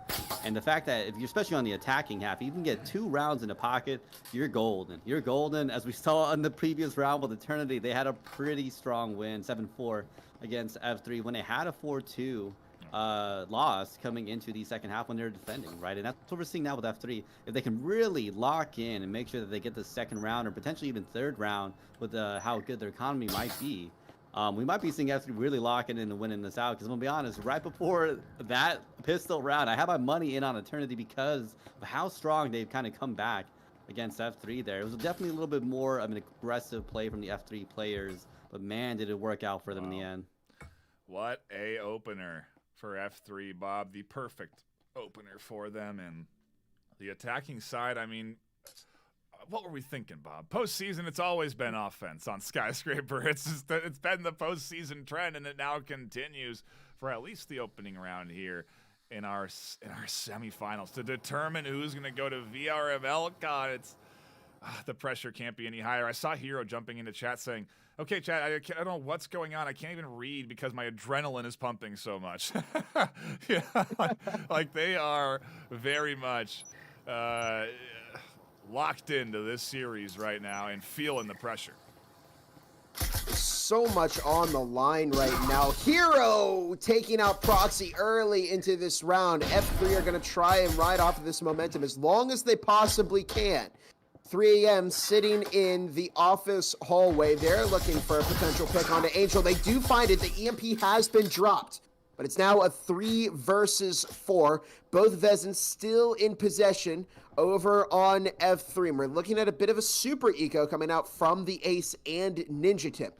They're going to try and get the drop on some of these F3 players. Ash recovers that EMP. Ninja Tip really leaning in offices right now as we do have a minute and a half on the clock. Ninja Tim finds the kill onto Hero. Mindbaker finds Ash, but Bot with a quick double kill to save their team, a triple kill to save their team. They're going to be able to recover both of those Vezins. Hopefully they do. Yeah, there we go. You got to make sure you're keeping those in. And does Berserk get the plant for score? No, it doesn't happen. But still, that's good. That's good for F3. Good. I think it's great. Martini, it's perfect, dare we say, as they're up 2-0 Bob actually now. has a lot of money on the line for Eternity. That's why he's really trying to downplay this. And I have a lot of money on the line for F3, so this is actually a really big deal for me. I'm just kidding. Are you betting for both teams? Actually, I put a lot of money in on F3. I'm trying to be a part-time owner. You know, there's a lot going on behind the scenes here. I'm just kidding. But no, this is a huge deal, right? We're talking so much about these two teams in particular. It really does come down to the defending side. Whichever team can defend the best seems to be the one that's winning here. And right now, the fact that F3's really been holding their own on the attacking half, which, by the way, we've seen their other attacks. It just hasn't really been working out for them. I'm not sure. Maybe I'm wondering, is Skyscraper their lock-in map? Is it the one that they really know how to kind of work things out on the attacking half? Do they just know how to approach these roamers and approach these different things that most teams tend to defend against? Because they've been doing such a good job in the last couple rounds here. I'm gonna be honest, like if they get another round win, I think they got this in the pocket. Like I would be shocked if F3 does not win this out on their defending half with several rounds already under their belt. Yeah, it's... Martini, don't speak too soon. Yeah. Cass is hers. Hey, Cass is hers. I'm sorry, F3. Shout out to you. 2.5 minutes on the clock right now as F3 making their way into Lobby Lounge. There's a drone. There's the breaching foam onto the conference wall. They're getting ready to make their push here, and I imagine the moment that wall opens up, we're going to see just artillery strikes from both sides. 3 a.m. does find the kill on Angel, but Berserk catches a refrag. Mindbaker finding a kill on Berserk, who found Proxy before going down. Ash catches one. Ninja Tim catches one. Hero catches one. And we're now just in a 1 versus 2. It's down to Ninja Tim, and they just had an open. Bud takes out Ninja Tim. It's a 3-0 game, a hat trick for F3 here in the first half. It's map 3, Martini, and F3 have been unlocked here as they go they had their B team. They had their B team, in the last couple rounds. So that's. I'm just kidding. They've obviously been great players themselves, but I don't know what's going on. I saw someone I think from F3 in the chat. They're like, they subbed me out. We have someone else coming in. They're gonna win this like decisively. And it's starting to feel that way. The fact that F3, again, remember, this is Skyscraper. This is them attacking. They're not even defending. This is them attacking. Yeah. And we talk so much about how this third map choice is such a big deal because it's really got to be a map that they can attack on. And it feels like they made the perfect choice now. Because Eternity has to be just as good as F3 right now in their attack, if not better. Because they have a little bit more wiggle room, right? Eternity, as long as they get a tie, they win the whole series. So definitely there's a lot more pressure for the F3 side, but I don't know. Maybe they're feeling really good right now. Like the morale's got to be really high. I mean, 3-0 on an attacking side. That's a chef's kiss for the F3 players. You got to be cautious and not let it get overconfidence and end up infecting the team because that can definitely happen at this pace. We've seen it already where these big leads have been overturned in a matter of a couple of rounds and. It's 3-0 now, but we go into this back half, and it could be 4-0 with the way the economies are looking right now. A full eco coming in from Eternity at 3 a.m. trying to do a little bit of magic here with the pistol out. Can't find any kills on the roam, and now there's only 3 alive as F3 continue to play an incredibly fast offense, Bob. I don't know, guys. I'm still trying to figure out when Skyscraper became so offensive. Yeah, we missed the memo. Yeah, apparently. I was just thinking that. I'm like, wait, this is Skyscraper, right? This is supposed to be the defender-oriented map. Yeah, I don't know. I mean, we saw Fusion play really well against Ignite here, but look at this. A quick 1-2 punch from F3. They're making their way in, but the ace is on the flank. Can they make use of that? Taurus. Oh, they catch one, but they go down to bot. It's a 4-0 game. What is happening to Eternity here? Are we going to see, is offense the side to play on Skyscraper now? You know, wow, we were so worried, about who gets to the defending side, who's going to choose what. Should I choose the defending side? After he said, scrap all that, we're going Skyscraper. I know what I'm doing. I'm going to do this. I'm a 360 no-scope off the top of the ladder, whatever. I don't know what they're doing, but they're doing it good. And it's crazy. We're seeing some roaming gameplay coming out from Eternity. Formula 3, knocking them down. We're seeing some frags coming out. They're kind of getting some value, but they are just getting great pushes. This is feeling literally like a very different team than we saw, from the other F3 attacks on something like Factory or even Hideout. Because these attacks have just been way more F3 sided because they've just been knocking it down left to right. I can't. To your point, Bob, is this Skyscraper? Am I watching the same map? Is this the same team? What is going on here? It feels like I feel like I'm watching another game at this point. Yeah, I mean, the map that was so dominated by defense, it felt like throughout the entirety of Season 1, it was like Skyscraper defense is the side that you want to pick here. And I think recently we've seen that really has kind of fallen off a little bit. I mean, Skyscraper definitely has its defensive sided moments, but then you've got games like this where F3 is absolutely running away with it in the first half here. And I'm just wondering, are we going to see Eternity find a lot more offensive momentum, or is F3 going to keep that defensive power up? I just don't know.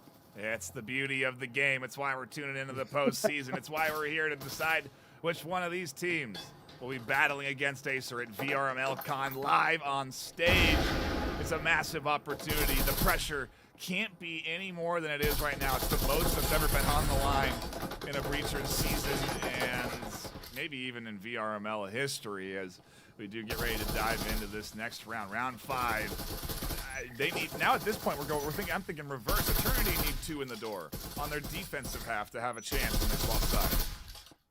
Yeah, you got to have some padding, no matter how. I mean, if they're going to try for that offensive recovery, they've got to get their foot in the door here. 4-2 is where you need to be. I just don't know if Eternity are going to be able to put up this kind of offensive pace, or if F3 have just been really getting the timing right here. There's an opening in the V2 lounge, and Ninja Tim is picked by Ash. There's a frag tossed in the back. My Baker goes down. S-tier frag from Ash.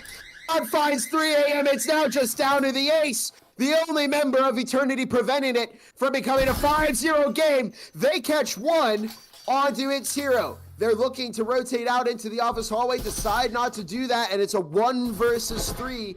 Can the ace clutch this up for Eternity? The EMP has been planted now. Bot pre-firing the doorway, looking for the pick. They find Berserk found it instead. It's a 5-0 game, and F3 are just 1 round off of the first half lockout. Someone in the chat was like, all the momentum that Eternity had was on that map too, and it's starting to feel like that, and someone else was like, well, no, this is literally how it plays. F3 gets a couple of good rounds in the pocket, and then they kind of, things don't work out for them. And it's fun seeing the back and forth in the chat, by the way. But here's something to consider: that F3, when they had that back and forth, that was them on their defending half. Their attacking halves is a little bit more, slanted towards the Eternity side. But this is almost like a flip of what we've seen the last 2 maps, and that's what I'm talking about when it feels like I'm looking at a different map or a different game altogether, because Formula 3, at least in the last 2 maps, have just been more defender-sided. They had a couple round, maybe 1 or 2 round wins on the attacking half, but really, they tend to still fall on the other team, that's winning on the defending side. But we're not seeing that here. Formula 3 is almost decisively winning these attacking rounds, several rounds where they had 4, maybe even 5 players up, and that's a huge, big deal, because I always consider that's how much they're winning. The more players they got winning alive on that round is how much they won that round. And man, Formula 3 has been killing Eternity on this attack. Into it we go, Bob. The final round of the half to decide if F3 are going to get the lockout, if they're going to be going into their defensive half 1 point away from advancing on to VRML Con. It is a tremendous amount of pressure and a tremendous opportunity that F3 are staring down. Will it blind them is the question. So we're here to find out for round 6. 5 versus 5, here we go. Eternity on the ropes a little bit here, to say the least. Angel catching some damage from 3AM, who unfortunately has the super eco here on round 6, but I suppose they were buying some attachments for the rest of their team, and there's just so much riding on this right now. This could really be advantageous for F3. Angel catching a bit of damage onto Proxy. 2 minutes on the clock right now. Bot is out in upper lounge behind the chair. They haven't foamed the wall yet. Where is Berserk? Berserk bringing up the flank here.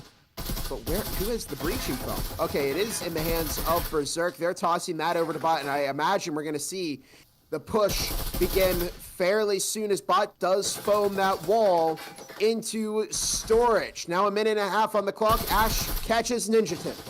A big pickup that enables this other angle for them to push in on. They can open up the wall, push in this door, and there's a third opening now that got cracked because of the kill down the long hallway, as Angel now is holding this line, and they're going to push forward on to Mindmaker. Mindmaker swings for a short kill, finds one.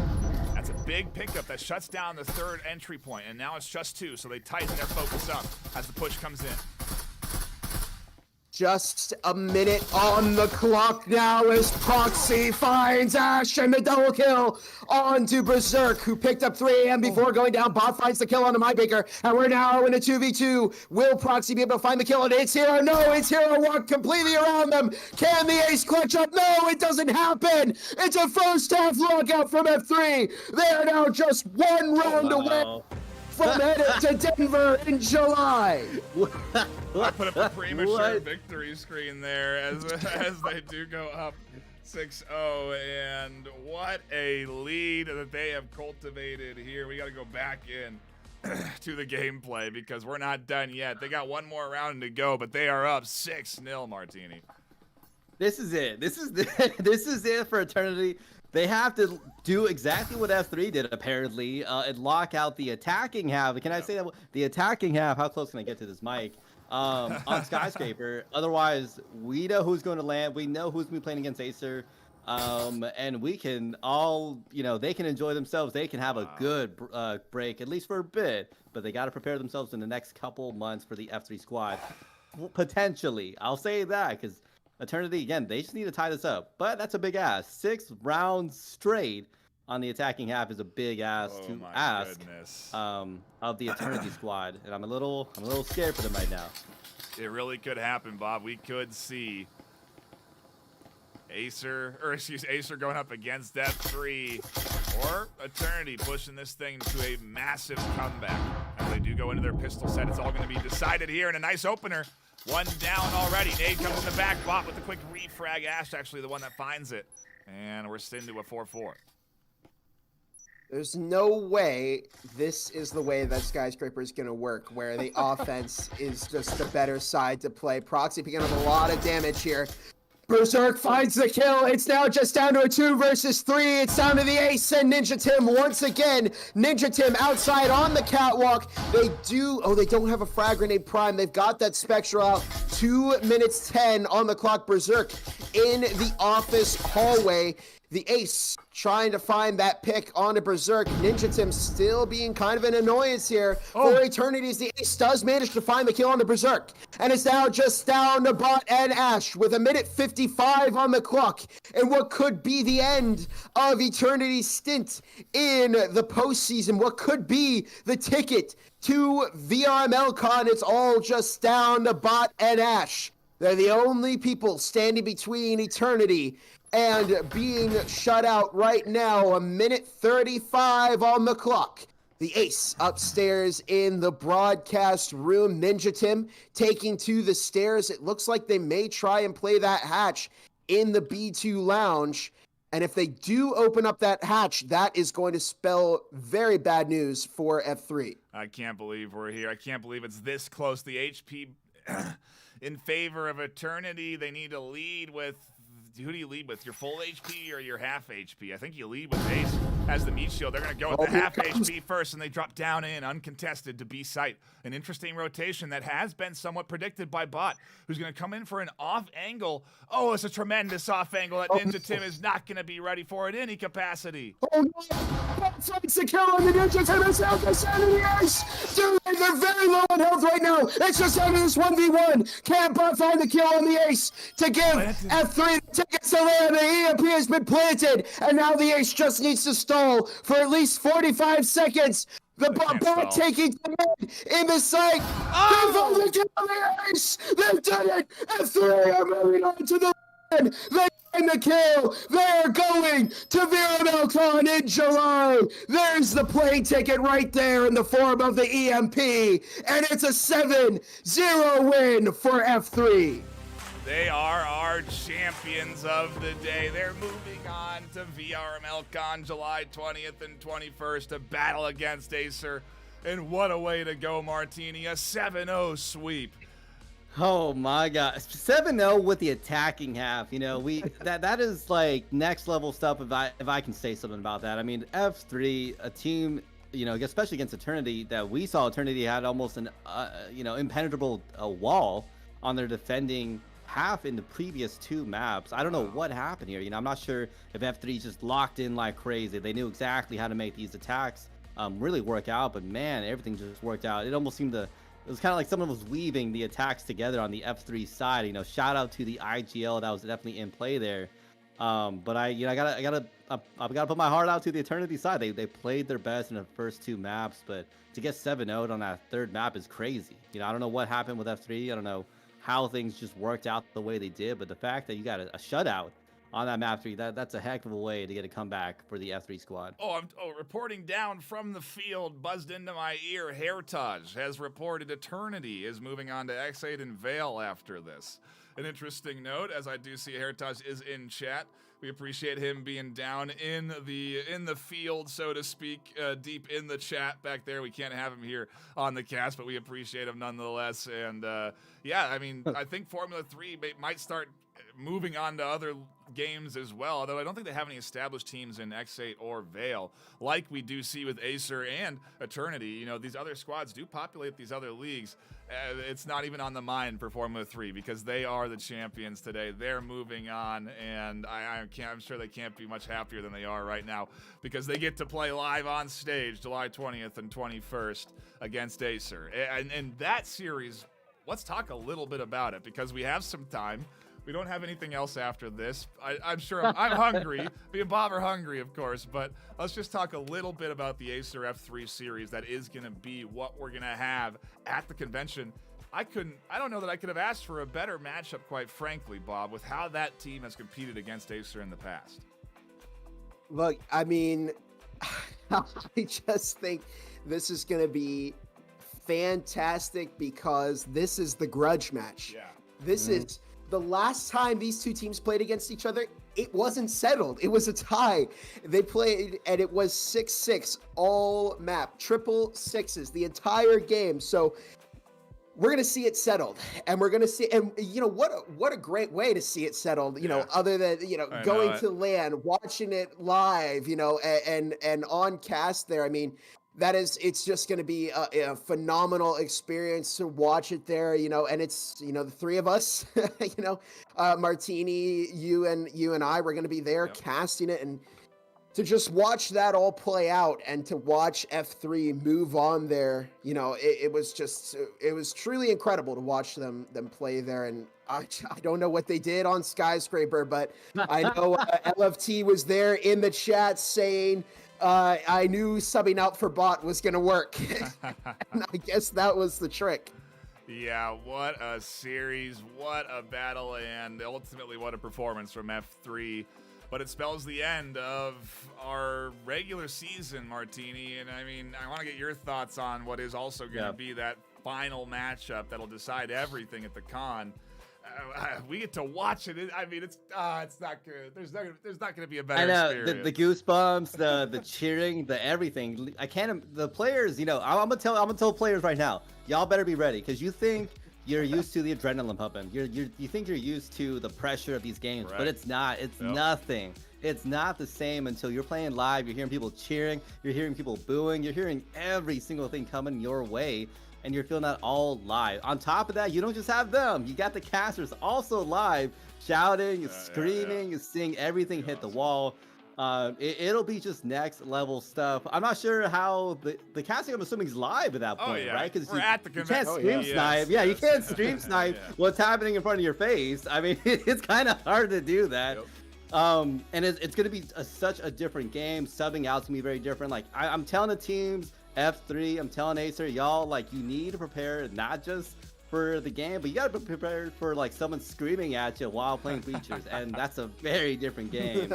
I asked that question in the interviews, and they said I suggested getting, like, a speaker to blare audio at you while you play, so you can get used to that effect. But yeah, that's what's at stake, and you can get tickets to watch it. You can get out there and watch these players on stage live by just going to vrml.com/vrmlcon or vrmlcon.com. Both of those links should work and get you to the same place where you can find the deal for tickets, as well as a great hotel deal for the Holiday Inn, which is just about 5-10 minute walk away from the venue, right in the middle of a bunch of different food spaces and stuff to do. So it's going to be a lot of fun. We had a tremendous time last year at this same venue, and I'm looking forward to enhancing the experience this year with not just Breachers finals, but 4 finals going live on that stage. Breachers, Veil, X8, and Onward. And all of them are wrapping up these next few weekends. So while we are done with Breachers, and we are, unfortunately, well, actually we have tomorrow for Breachers EU, and the 3rd place for NA. But essentially now we move on next weekend to Veil, where we have the top 8 for Veil, and then the following weekend, the finals for Veil. And then when the finals for Veil are starting, we have X8 Challenger Cup, and then X8 top 8 and X8 finals. So there's a lot of VRML action ahead, and you'll see me in there for sure. Maybe I'll get Gibby Bob or Martini to get into some casts and some of those off games, but you can definitely look for us in those other matchups that we will have these next few weekends. And obviously, like I've been mentioning, like I've been spamming in chat, we will have that giveaway running each and every weekend. You'll get a chance to get a free ticket to VRMLCon. And every finals weekend will be a headset on the line as well. So it's an awesome giveaway, courtesy of HyperX. All you got to do is follow a few social media channels, and we really appreciate the support. It helps us as well in terms of getting more support from them, which would be incredible because they're already contributing so much with $2,000 in giveaways at the convention. A big shout out to them. A shout out to all of our sponsors, ProTube VR, Helga, the esports bot manager, and of course Triangle Factory for making this happen, making this series a reality. But that's going to be it for us. It's been a long day and a tremendous day of Breachers action. We have more tomorrow for EU 3rd and Grand Finals and NA 3rd. But until then, my name's Ben Nightfire with 2 E's. My co-casters, Gibby Bob Martini. Stay classy.